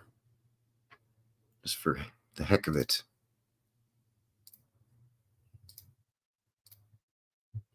Boom. All right. So this is on the corner of Morgantown Street and I don't know what. Where's that store? There it is, right here. This is the lady's store. So apparently down in here, sidewalk was hollow. Let's see her building. Oh, nice. Yeah, nice little building built in 1853, she says. Some brutalist stuff going on, a lot of schmutz here. But look at this. Door in the corner. Love it. I love that. Wow, come on, man. Look at this. Look at the capitals on here. Grapes or something. And then this is like a fasces, but it's curved. I don't ever recall seeing a curved fasces before. But then the keystone here. Huh. Delicious. And then just all this sawtoothing under here too. And just got goofy with it. Look at this. It's like shields or whatever, and then more dog tooth or sawtooth. Beautiful big columns. Different type of capital on that. Huh. Transom windows above. Some more detail. This place is nice, man.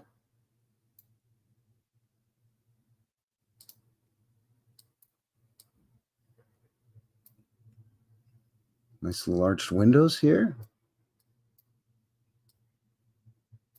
Curved brickwork here on the corner of the building. Is that an entrance on the corner again, too? No. Oh, that's weird looking. Oops. Wait a second here.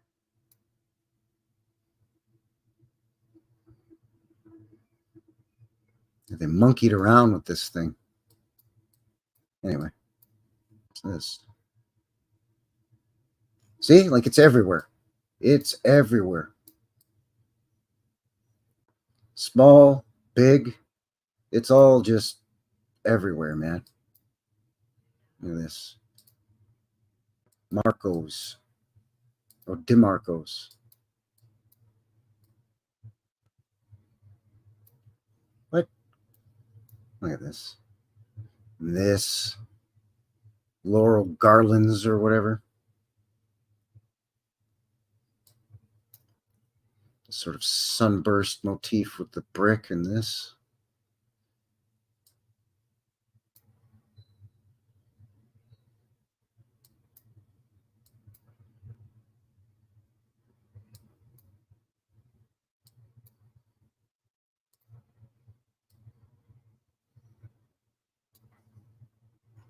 This reminds me of Inglewood, where we did my 1,500 subscriber meetup and mudflood walkout.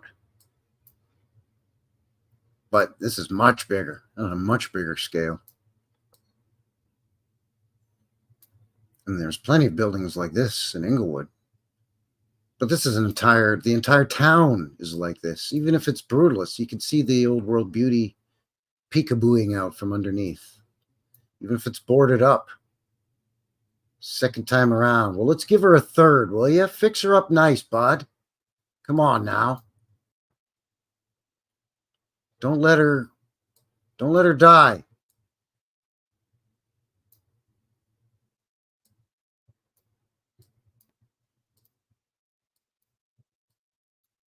Look at this.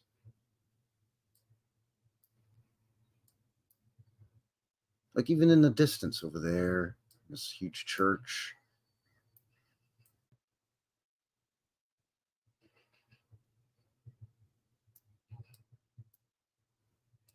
Vaughn says looks exactly like Goulburn. Goulburn? New South Wales, Australia.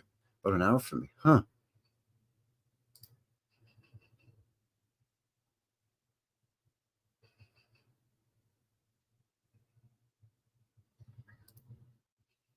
Yeah.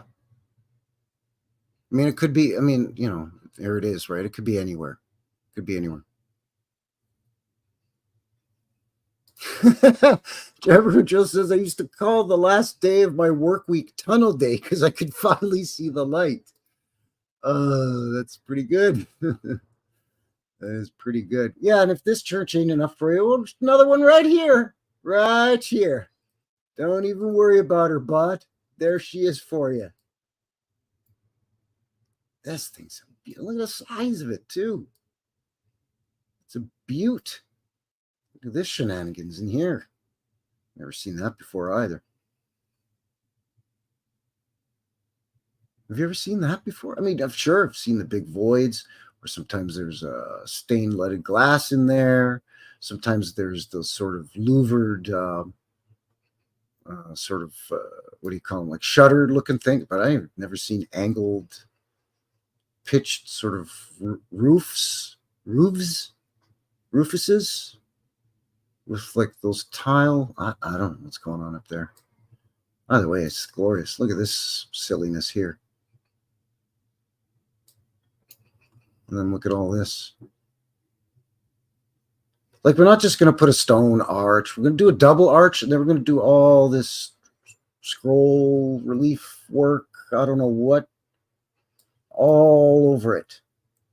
And then, yeah, it's stone, different stones that you got to jigsaw together. Sure, that's fine. But then we'll do this kind of shenanigans too, right here. We'll do like triangular, just to make it harder, just to make it more difficult. Got all the time and resources in the world, I guess, apparently, over in Uniontown, Pennsylvania in the 1800s. I mean, we could just, I don't know. We could head down any street. Seriously. Let's just go down here and see what's going on.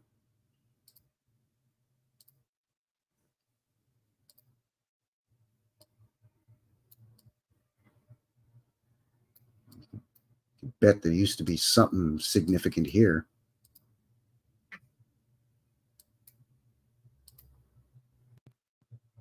Whoa.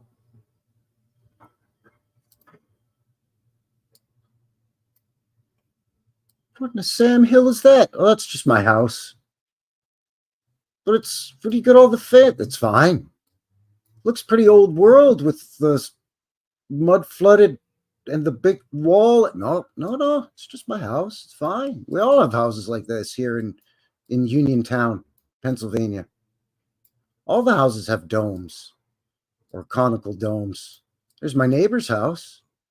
Yeah. Looking like the observatory at a university. No, that's just his house. That's how we do it here. It's fine. Everybody's house is just glorious.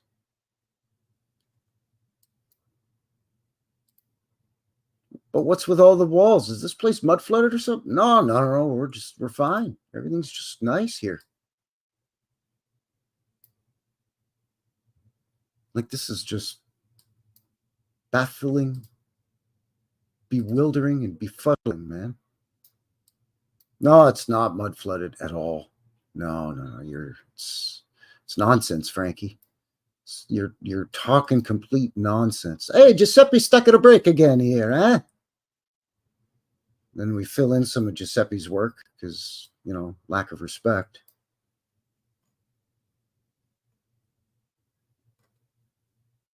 Look at this. Shenanigans.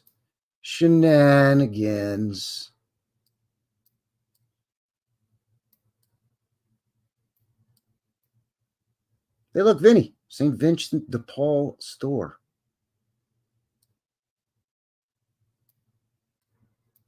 St. Vinny's.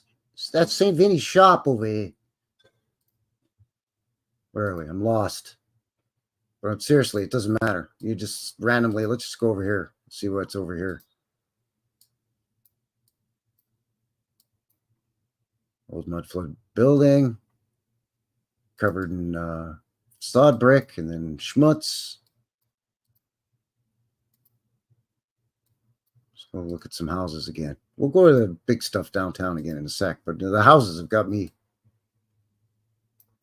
It's put domes and conical domes and turrets on all our houses. It's no problem.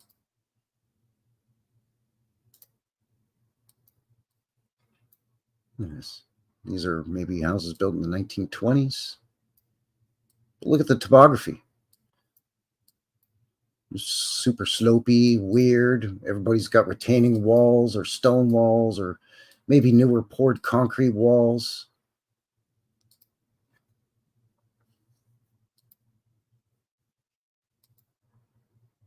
All right, let's get down into some of the good stuff here. Let's see what's going on here.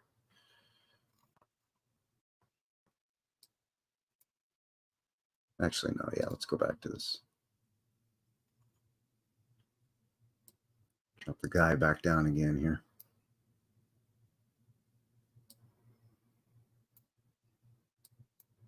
Let's go this way. No, this way.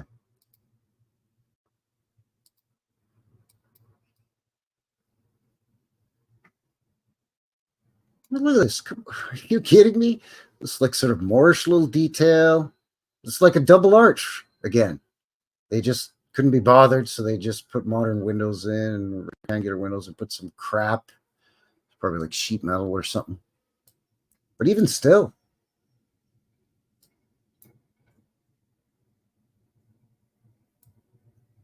Nice, man.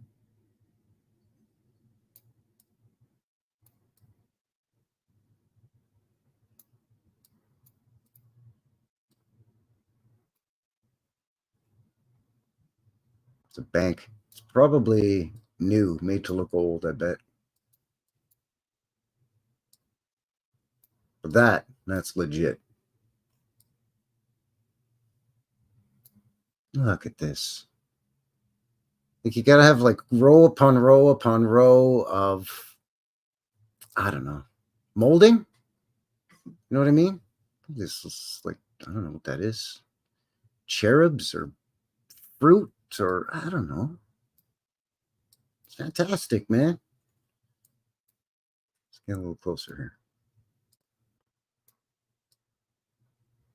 Oh yeah, it's those fruit wreaths. It's like apples or something.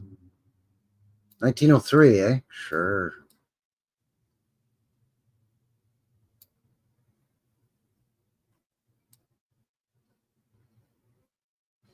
Oh, of course they got to specify 19 AD, by the way. We got it because they got to, when they put the date on one side, they got to balance it. So they got to put something on the other side.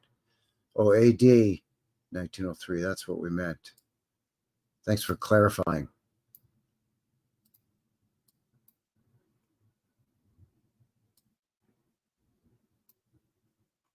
I mean, there's been some facading, a little bit of brutalizing on some of these, but, you know, whoa. Take it easy, buddy. There it is. Ye olde ladder lean.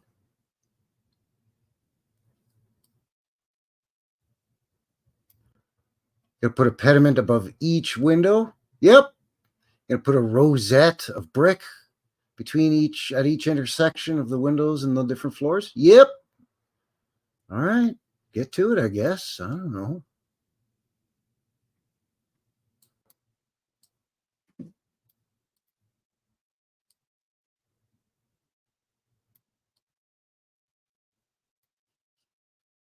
Nah, there ain't no mud flooding going on here, Frankie. You're crazy.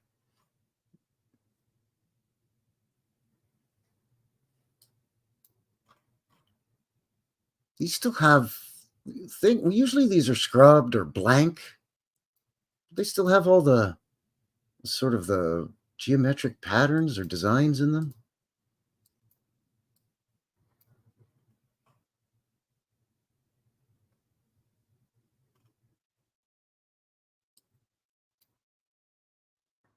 I don't know about you, but Uniontown is just fantastic.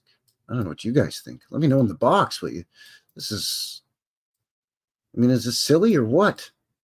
Oh, hello. Hi.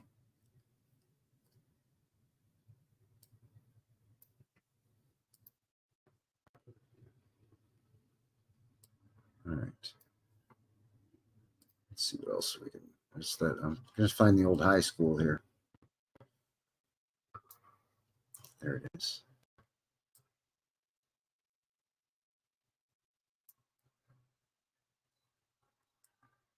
So this is just, I mean, castle? Anyone?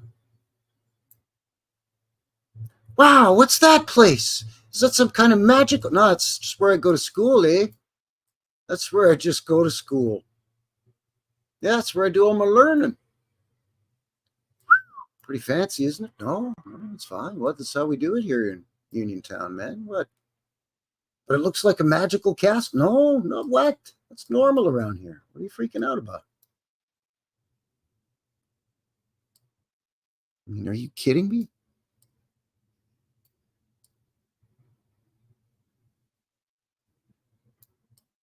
And again, you know, like, let's just do every little thing.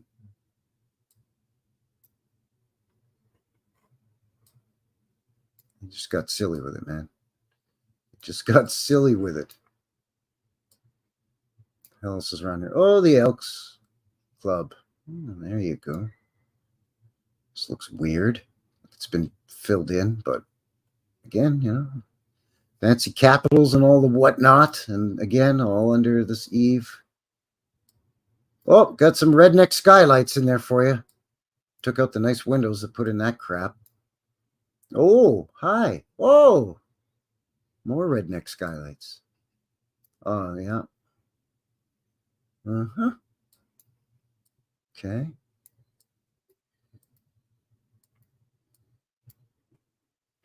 Oh. Oh. Hmm. Mm-hmm.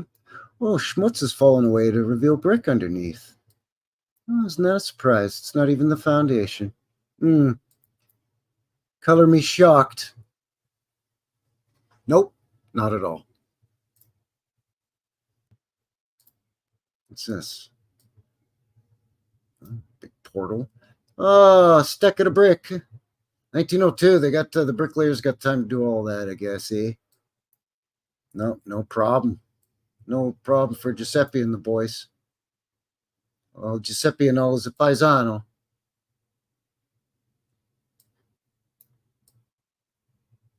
Sheesh, man. Yeah, see, look at this. The shenanigans.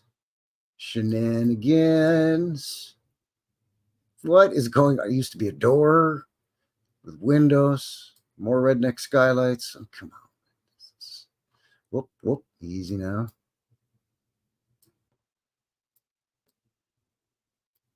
Just all the way along here. Let's build the building. Again, blueprints and everything, and the bricklayers got to work all this in when they're building it to only later on fill that in. Why? Because these, I think, used to be this size. And this goes down. You heard the lady say it. The sidewalks used to be hollow. You used to go down underneath. They used to force black folk to shop down there. Jeez. It's just ridiculous. But that's what she said.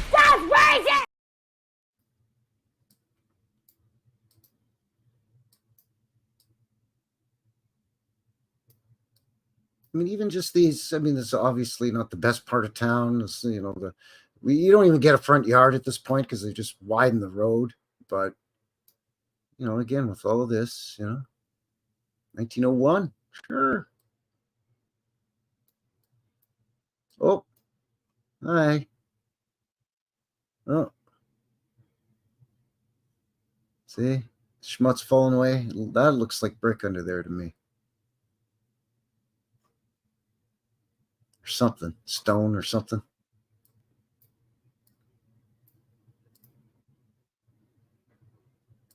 Oh, there's your brewery or something. Oh, BF Goodrich. Oh, the big tire factory. There you go. Uniontown, famous for its BF Goodrich tires, too, apparently. They love stacking the brick in Pennsylvania there. Telling you. Look at this.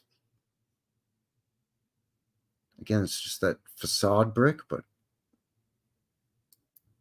you know. Let's go back up over here. Near those churches. Oh, there's another church here. Wait, what's this? We see that? You see what I mean? You just wander around for hours in Uniontown, Pennsylvania. Just going, wait, what?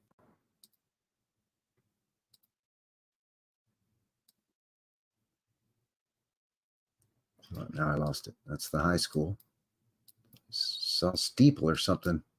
I got all turned around because the train tracks run right down the middle of the street, by the way. Yeah, sure. There's that guy's name. It's named after him, the founder of this place. Just going to auction off some land. Tires in the high school. You got her.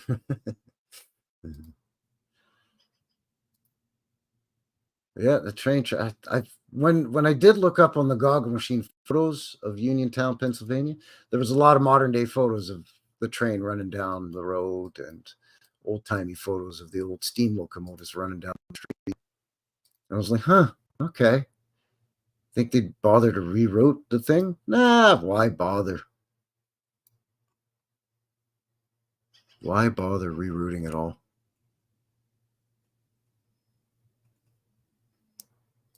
Jeez. Stacking bricks. All the time in the world to stack them.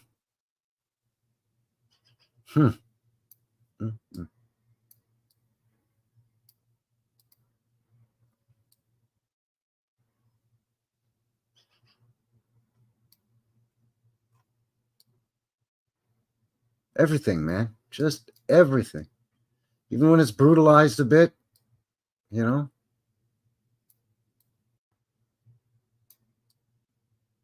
Oh, look, they got the old-timey steam clock or something there. There you go.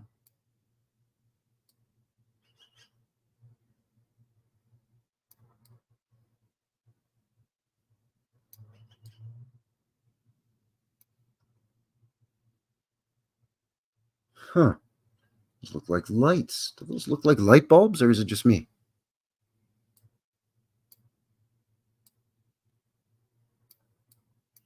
Anyway, look at this butte. We'll wander up here. Oh.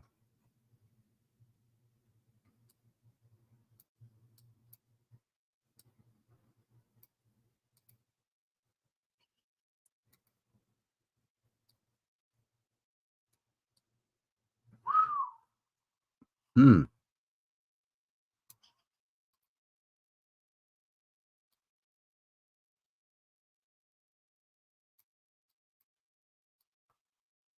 Oh.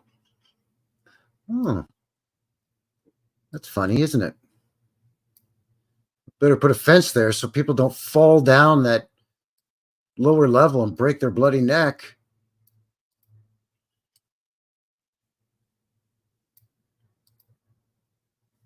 What the heck is this?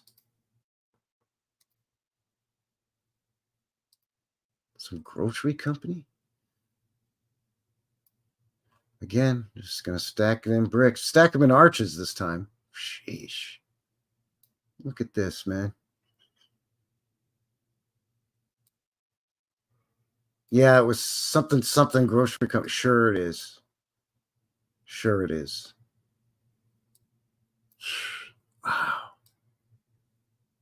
What in the heck was this thing?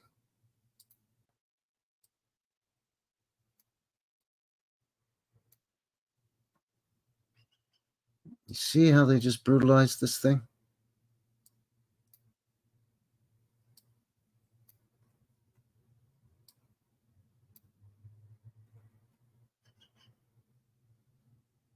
Put redneck skylights in it and brick in a bunch of stuff. You can still see some of the former glory, you know? Makes a guy want, oh, look, portals.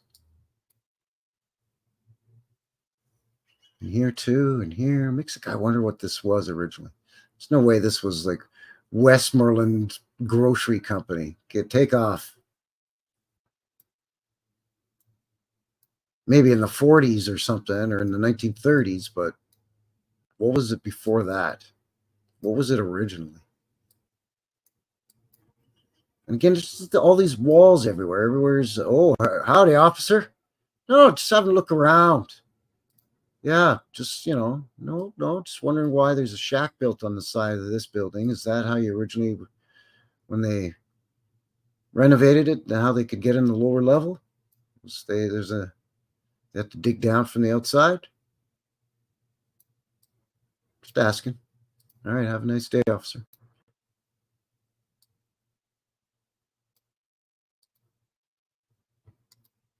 It's a very slopey town. Shenanigans. Anyway, let's get back into the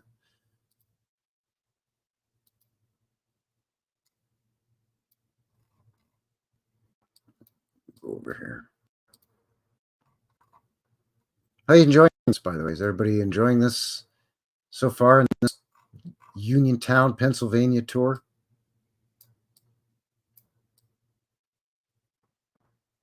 Oh, hello.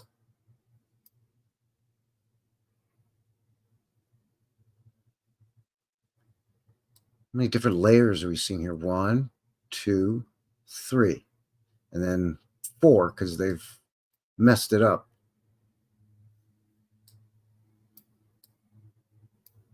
Big pile of bricks here. I always get suspicious when I see a big FU pile of brick just sitting there in some fenced off field or whatever. You know what I mean?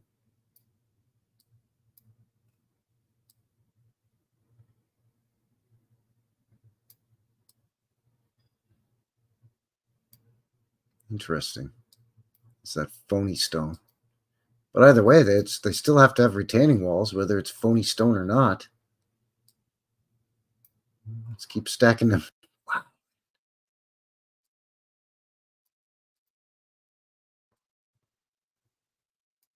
This looks to me to be a little bit more of a modern building, maybe 30s, maybe.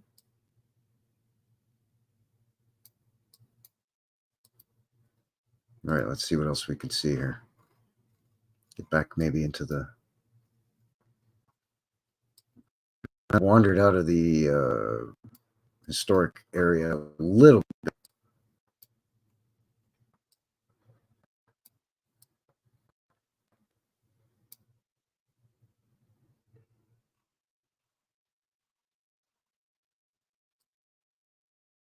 There we go.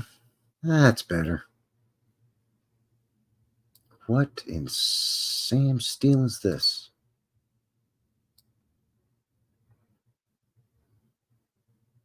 Just gonna tell you this is the city hall or the post office? Is that what they're gonna try to tell a guy? Oh, it's a church. Oh, did we look at this church? I don't think we did. I don't remember this shenanigans down here. I don't remember this portal with the. Wow, look at that inside there. And again, getting silly. Let's just carve the hell out of everything.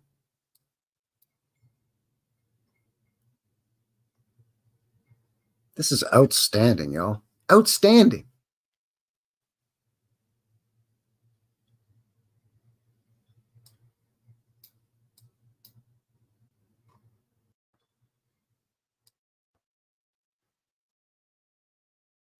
Uniontown. There's that pattern again in the stone.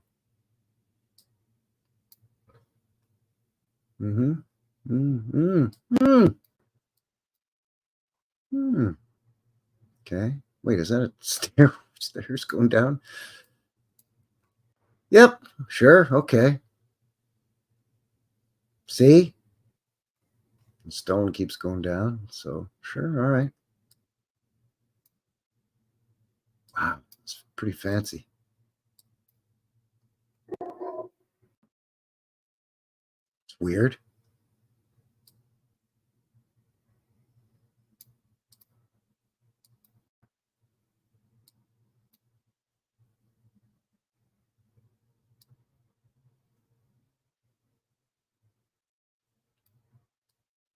Well, I think we did look at this one. Yeah, because it's got these things in it. Okay. I'm bamboozling myself here.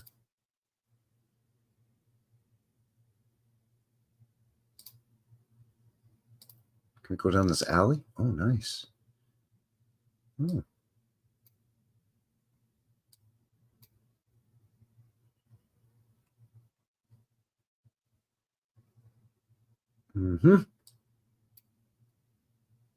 Lovely house, though.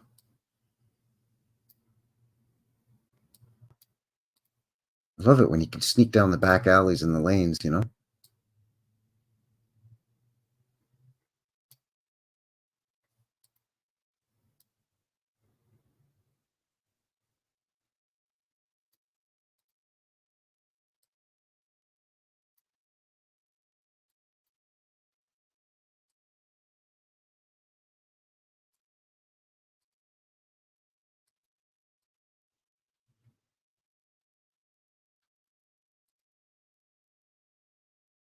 Take off.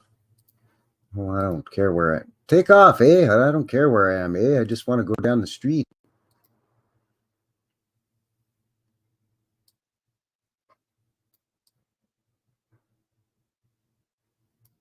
Yeah, this place is just jaw-dropping. Just a little place. But it's got a lot of history, a lot of. Yeah, we've seen that. We've seen that. Oh yeah, this is the place with the gold dome. Okay, here we go. It's got a lot of rubber stamp narrative to it. You know, like there's like half a dozen to 10 really noteworthy things associated with Uniontown, Pennsylvania. Look at this. Just look at it. Look at it. It's ridiculous.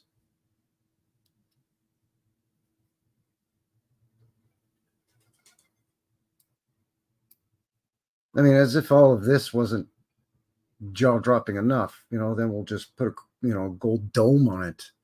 I mean, whether it's gold, I highly doubt, but who knows? But whether it's gold, actual gold or not, I mean, come on.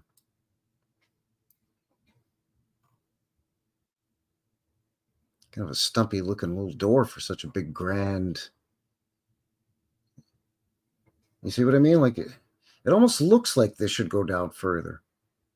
You've got this big, grand sort of second and third floor with this big, and then down here, boy, this dinky little door. Hee.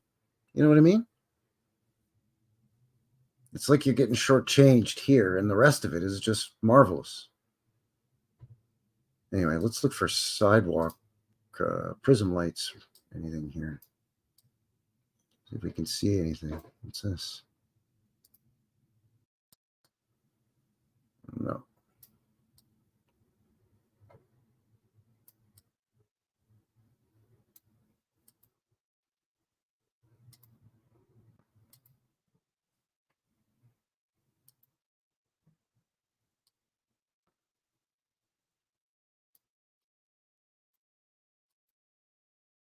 Not really seeing anything so far.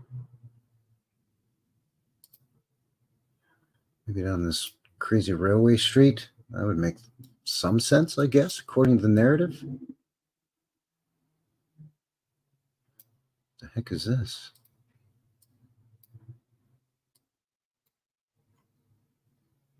Uniontown National Bank and Trust Company. Huh.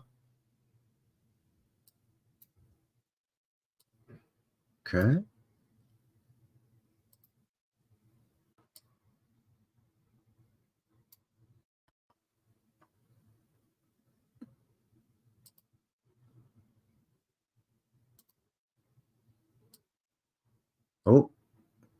Oh, we didn't even go up this street. Okay, here we go. This is new. Holy. Okay, yeah. Maryland's on Main. Sure. Fascies here on its side. This big sort of, I don't know what. I don't even know what this is. It's like a laurel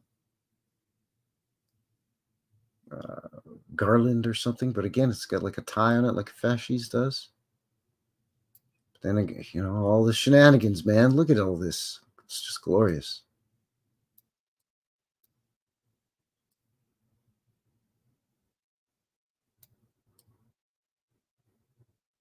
Have to do some repairs here.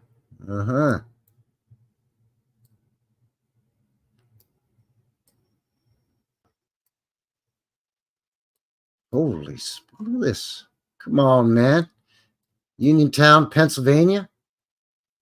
Take it easy now. You're going to give a guy this is how a guy catches a heart attack here. This is amazing. All from just some random video that popped in my feed of a couple of guys wandering around town busting balls, seeing if they can get people to yell at them. This is the old State Theater, right? Okay. Look at this. What is that, tile? Yeah, it's tiles, man.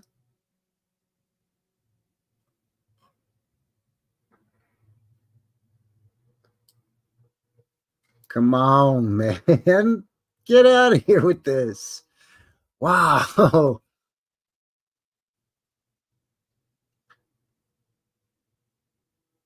Sheesh.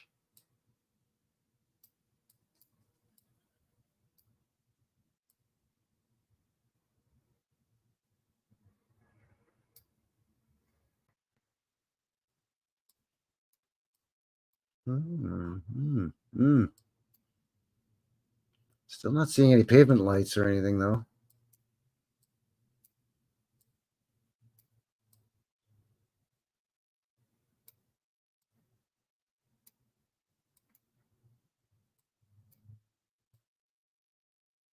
There's even more down here we haven't even seen yet either. Sheesh. Main Street's the cock of the walk.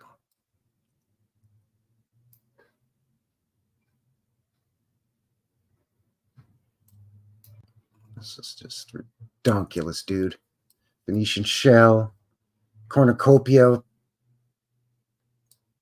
fruit of plenty, pouring out of the cornucopia. Come on, man. How much more symbolism do you need? It's like they're bashing us over the head with it. What is this place? Just keep stacking it. Stack it a brick, Giuseppe. Yeah, there used to be a big, huge entrance here, see? And they bricked it all in, and then they just put a stumpy little door here. Doink.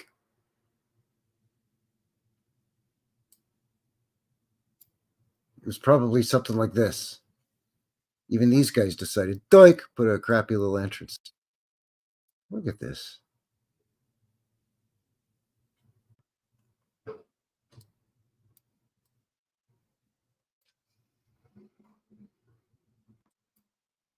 Kathy's saying this town is reminding me of Huntington, West Virginia.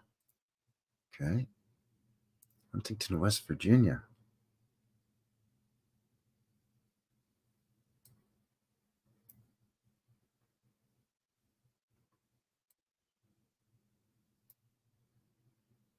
Yeah, I just noticed that. I'm like, why is there a fence here? Oh, because there's, some arched windows and stuff down here. And down here, there's a business with some windows. Take off. Take off.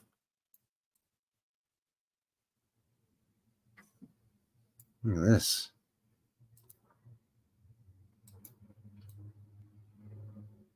Look at this little guy, okay, sure.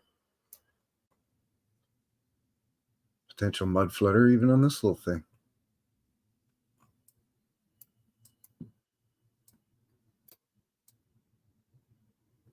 Come on, man. You kidding me?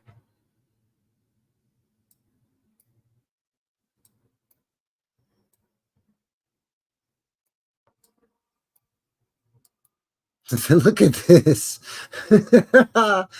Oh, come on. Jeez, look. The slope. It's half a step, a full step. And then in this one, we'll just lower the door a foot. It's fine. This is a window. Wait, I'm gonna go back to this. I'm sorry. But there's your door threshold. There's your window. I mean, come on. Come on. All right.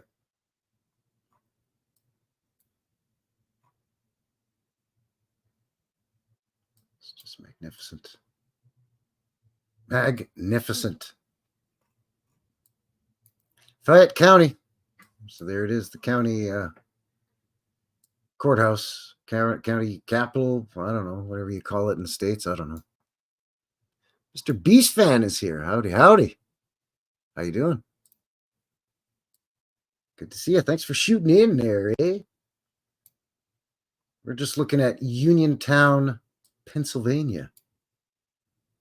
The most old world place I've ever seen. I mean, you could blindfold yourself and spin yourself around in circles, pull the blindfold off, and you're going to just be looking at something like this on pretty much any street anywhere in this town until you get into the pretty far outskirts. Oh, go there. That's how you know it's official, kids. Put a can in there. Doors down here. Stairs to get up over here. Oh, on this side, they're windows, but on this side, they're doors. Get out of here.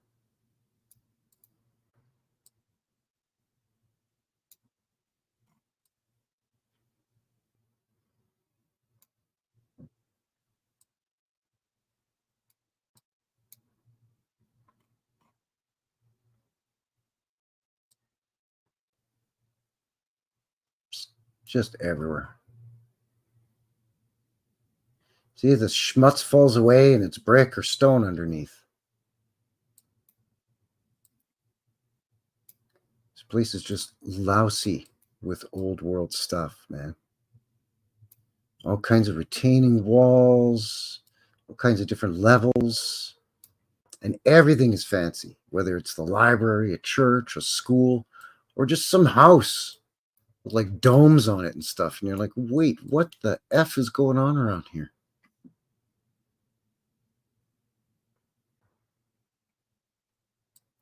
This actually reminds me of like somewhere in the UK.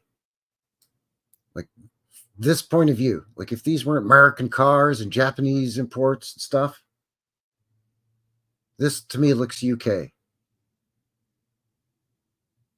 But no, it's Pennsylvania.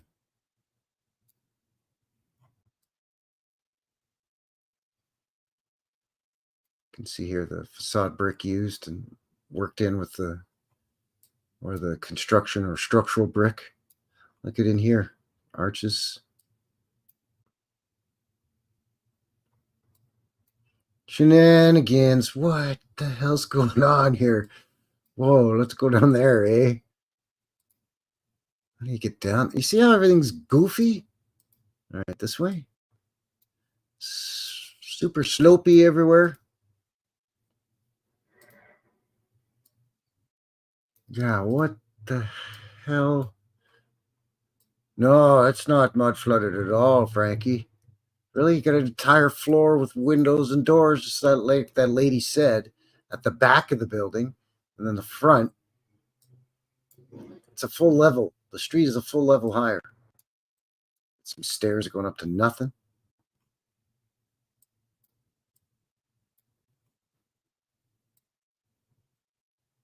So here you can see more of a modern like substructure, like a sub-basement or a basement with this concrete. With a more modern building, probably built in the 50s or 60s or 40s or something. Sure, okay. But you get these big old red brickers that are so old that for whatever reason they're started bricking and blocking in all these old windows and stuff. And there's like different stones and walls and other walls, different levels. And this is stone and then brick. What the hell's going on around here, man?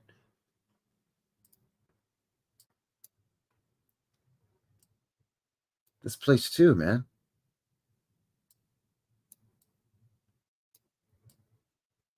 Look at this.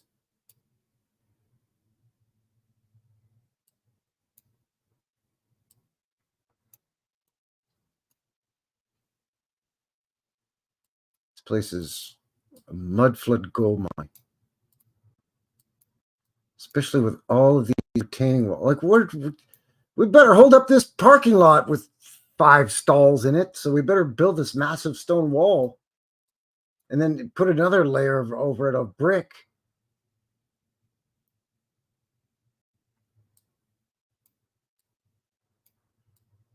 It's crazy, crazy. Whoops, whoopsie. Still haven't seen any pavement lights.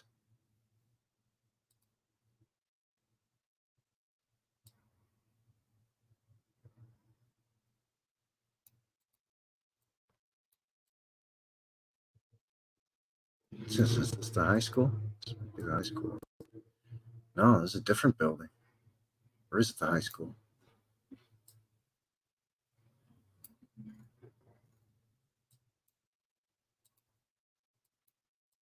Yeah, the high school. Okay. All right, let's go back into downtown again, just real quick here. I'm determined to find some kind of pavement light.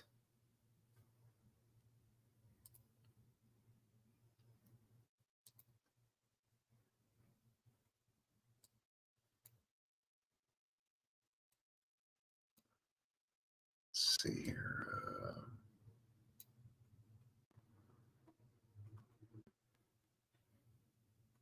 What's this?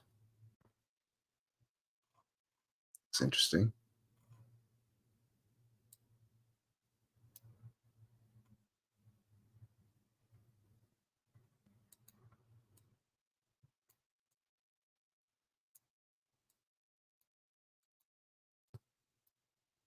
See, that's the other thing is that I was doing research online prior to the, like, it's been a couple of days since when I saw that video and the live show here this Sunday.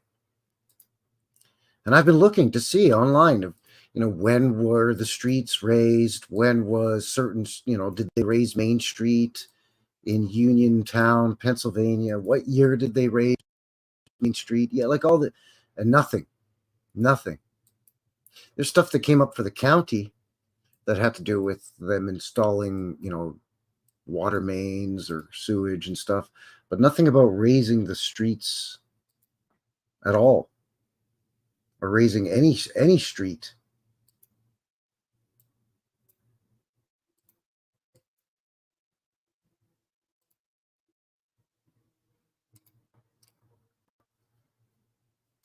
Just walls everywhere too, whether it's concrete or brick or stone, doesn't matter. Like, why do you need, like, it's so slopey and so mud flooded that they still have to have all these wacky retaining walls everywhere.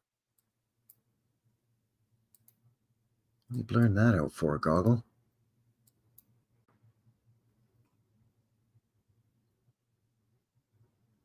Okay, here, see? So you've got, this is facade brick, and then they tried to make this look like stone. When it falls away, you can see the old brick underneath. And then there's that's how you get down to the lower level at one point.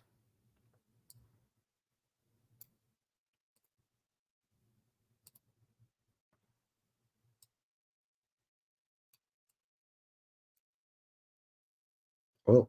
All right, there's something maybe. Yeah.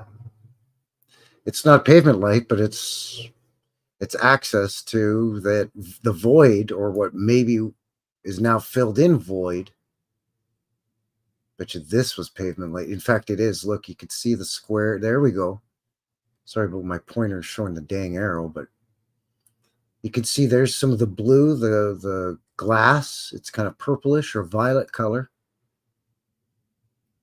And it's inside the metal framework. And it's just been covered over with schmutz.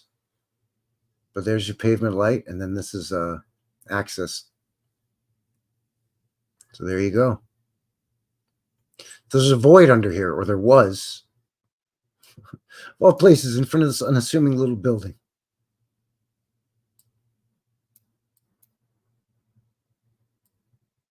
Logic would dictate that across the street would have the same thing, maybe?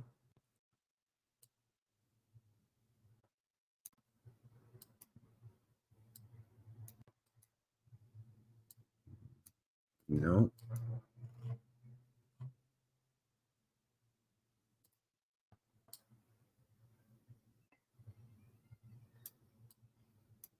See, it's so higgledy-piggledy and been resurfaced and paved and repaved and busted apart. It's Pennsylvania, so they don't exactly have tropical winters. So, yeah, there's more. There's another hatch, and then there's another pavement light. See? You can see the squares. So there's another one. It's just the next building. Stank car. Get that piece of crap Kia out of the way. It's actually in front of the same building. It's in front of the front of this business and in front of this business. And then this is how you get up into the residences above. So that makes sense that this business and this business would utilize a void underneath the sidewalk. There it is right there.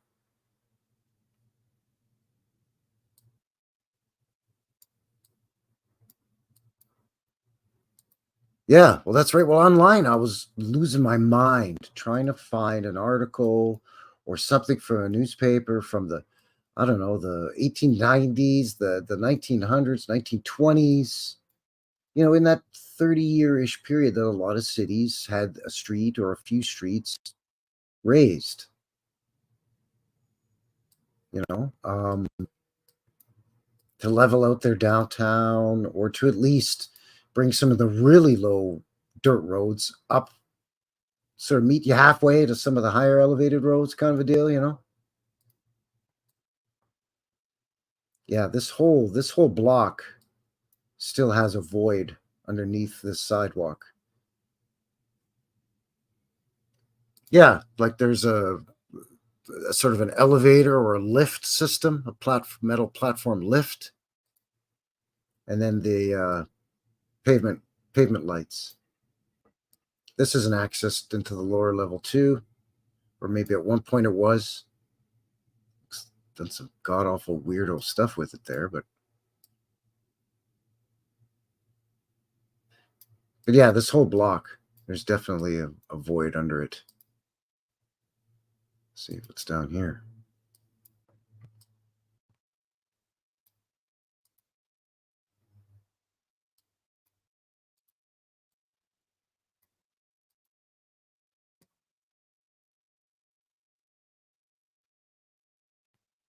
New pavement here. But all new blacktop here. But oh, see? There's something here. There was something here too. See, this is like it's like a concrete slab inside of a metal frame. So this can be lifted out and you can gain access down in there.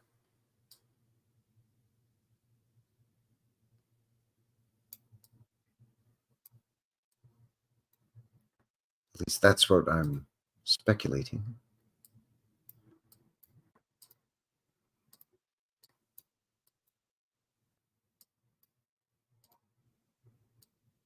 It's weird that you can't get closer on this side.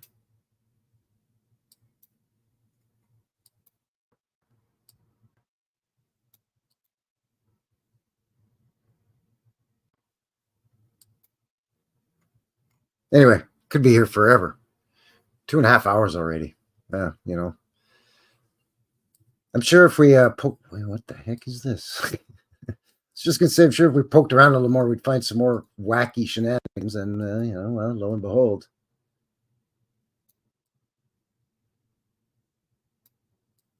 Pretty fancy little plaza right in here.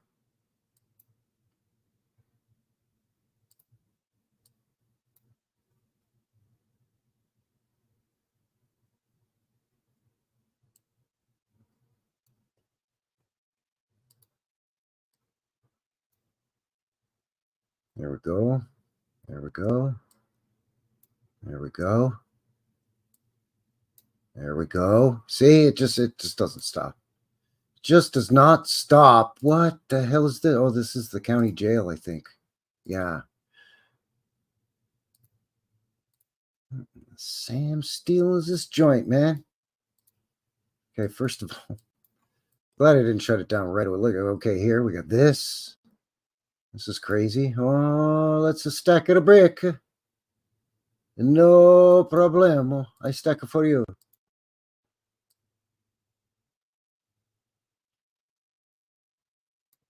Oh, oh. Oh. Interesting.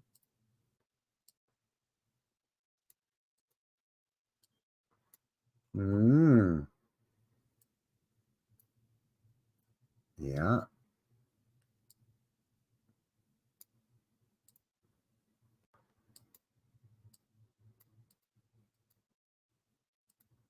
All right, so we missed that state prison. Wow.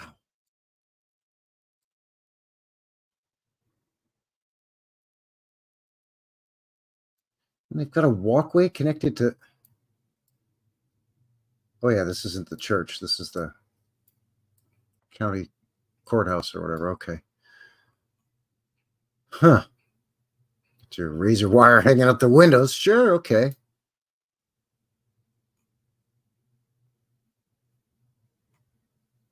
Huh. So even if you have like apples or flowers carved in a prison too, because why not? Sure, you know, you just gotta... Prisoners gotta appreciate it, even though they can't see it. Look at this freaking wall, man.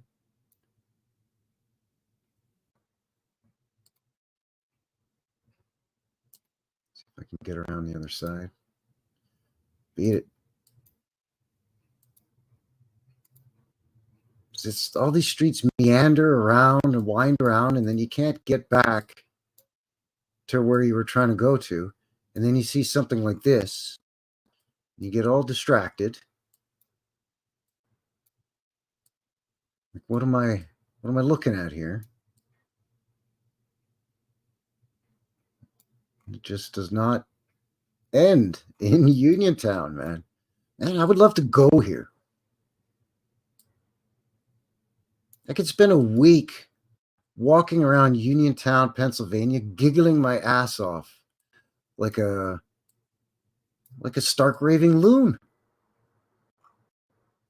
Like a stark raving loon. Yeah, they're not going to let you get around too many sides of this thing.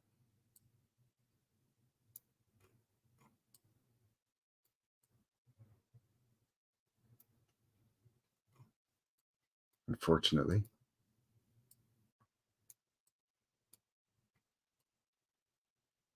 Wow. Again, different layers, a wall and then a parking lot, and another wall, and another layer with a parking lot. Old walls, newer walls. Old walls again, new curbs. Like this. Like, was this a walled city or something? Was Uniontown, Pennsylvania a star city or something? I don't know. But this is, I mean, I can't stop. I can't stop.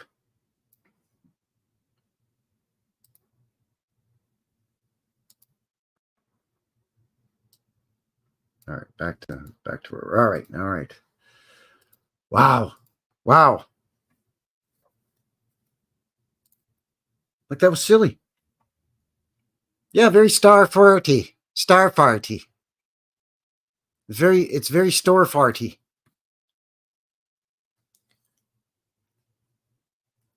Sound like I'm from some little hick town in Ireland somewhere. Store farty. You're trying to say star fort for me, will you? Of course, store fart. No, star fort. That's what I said, lad. Store fart. It's very store farty.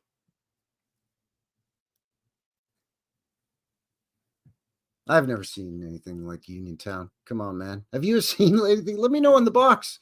You tell me if you've ever seen anything like that. In Pennsylvania. Not some big city with a whole big old town section either. Just some town.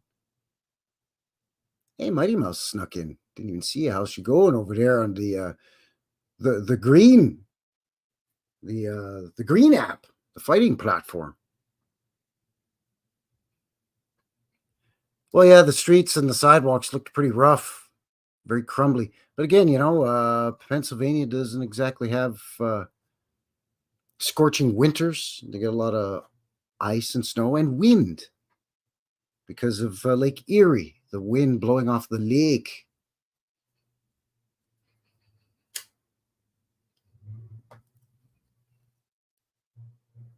Yeah, well, I guess you would know. Tartle says it's all over Pennsylvania, Frankie. Yeah. Well, apparently so. Now I'm the wiser. But yeah, that's what I thought. I thought to myself, this town is beautiful. The conical domes, the golden domes, the houses with domes and turrets, the big building. Like, they went crazy with domes there. Like, did they have a dome factory in Uniontown? It should have been called Dome Town, Pennsylvania, or something. Like, houses had domes. Houses had conical domes, rounded domes. Like, everybody gets a dome or everybody gets stacked brick. You're not just we can't just put one flush layer of brick. No, we're gonna stack it out. So you get like 7 stacked outward layers of brick. And then we're gonna make it form into an arch as it's coming out too, like a funnel. Take off. Like, how do you have time to do that? When you got trains rolling through your downtown and you're inventing Big Macs, like, right? Like, there was so much going on in the narrative on the Wikipedia in the meantime. You know what I'm saying? Oh, I just I was just, again, sometimes, you know what?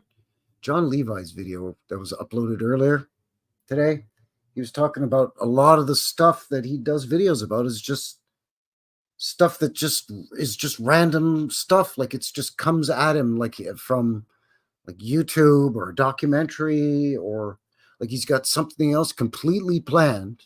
Like what I had planned for today's show, I bumped it back to next week. Because this just, again, that the video from Watching the Watchers just popped up in my feed, and I'm like, huh, what's this? Nah, I never heard of it. At first I thought it was like one of those urbex, urban exploration videos, because I watched some of those. Again, they have no idea for the most part what they're looking at. They just are exploring old abandoned buildings that they say, oh, it was built in 1892. Okay. And they don't realize, hey, how come it has 3 basements? Because one's a basement or a sub-basement, and then there's a mud-flooded floor. And then what you're calling the first floor was the second floor. So that's what I thought this video was, this Watching the Watchers. Thought it was some, urban explorers, urbex dudes. I'm watching. I was actually just fixing to shut it off too, because I'm like, oh, these guys just like going around filming in front of a bank to see if they can get the bank manager to come out, and because he's got the creeps. Why are you guys filming in front of my bank?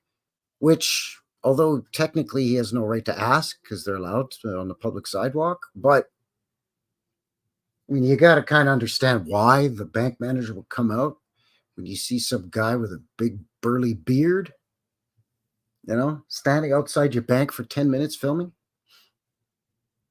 Not panning the camera around or anything. No, just setting up the camera on the tripod, filming into your bank, and just standing there watching too, right? So I was about to shut it off, but I was loving all the buildings in the background. And then they come upon this lady, and she comes out and, hi, what you filming out here? And how are you? Boom. Oh, yeah. These sidewalks used to be hollow. There's a whole floor below here with windows and doors. Say what?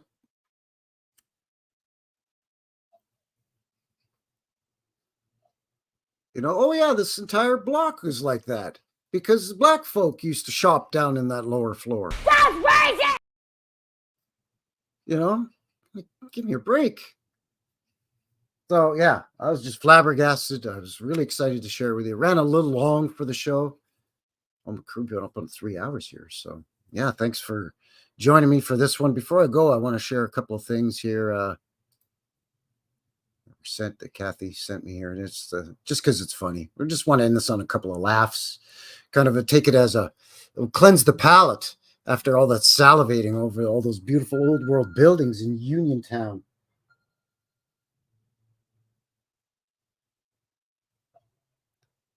Forgot to put my phone on vibrate. Bad form. I'm sorry.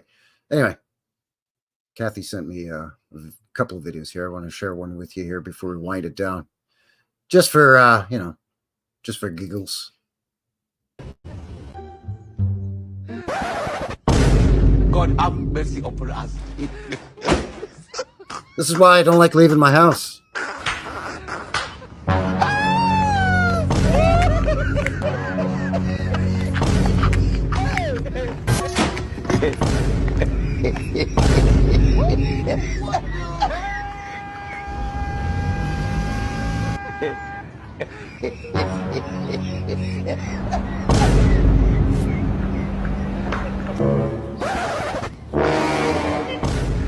God have mercy upon us.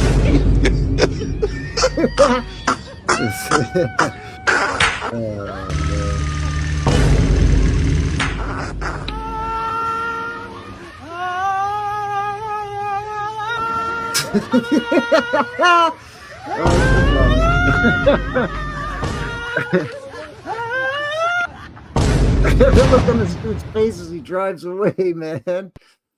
Oh, that's some funny stuff. Woo! Oh, that's hilarious. You know what I mean? All right, we're having a good time.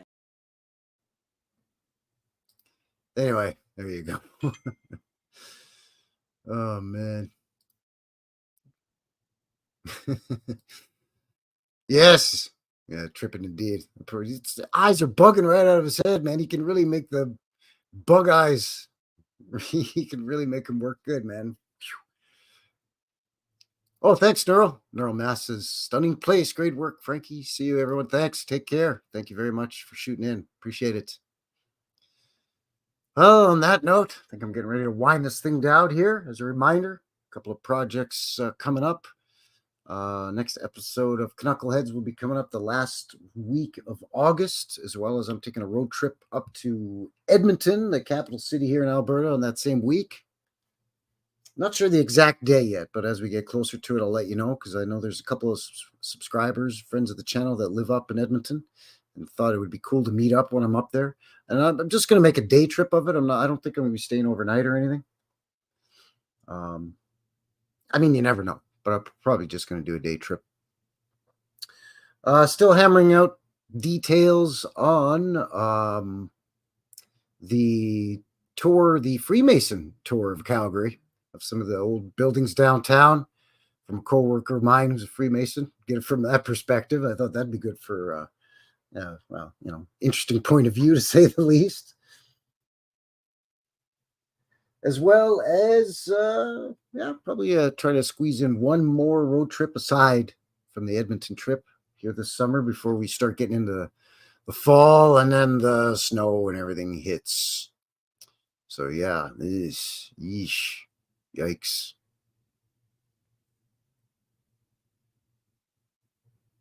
So again, as a reminder, links for everything in the description below. The Wikipedia for Uniontown and the Uniontown Historical District, as well as the Watching the Watchers YouTube video, the video that I referenced anyways.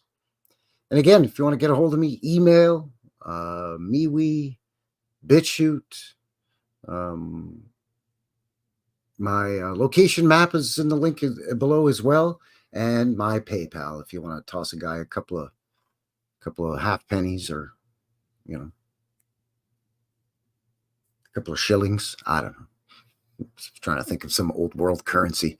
A couple of pieces of 8. I don't know. Anyways, so that's going to seal the deal here for Frankie. New West Reset, the New West Reset Live, episode 79, Uniontown. Most old world place in Pennsylvania. And so, yeah, thank you, everybody. Thanks for enjoying your Sunday fun day weekend wind down with me. Appreciate it, as always. We'll see you on Wednesday for your midweek vintage footage video. Friday, boots on the ground. And then back here next Sunday. All right. Thanks a lot, everybody. Have a good one. Take care. Cheers. It's a mystery. It's a mystery wrapped in a riddle inside an enigma.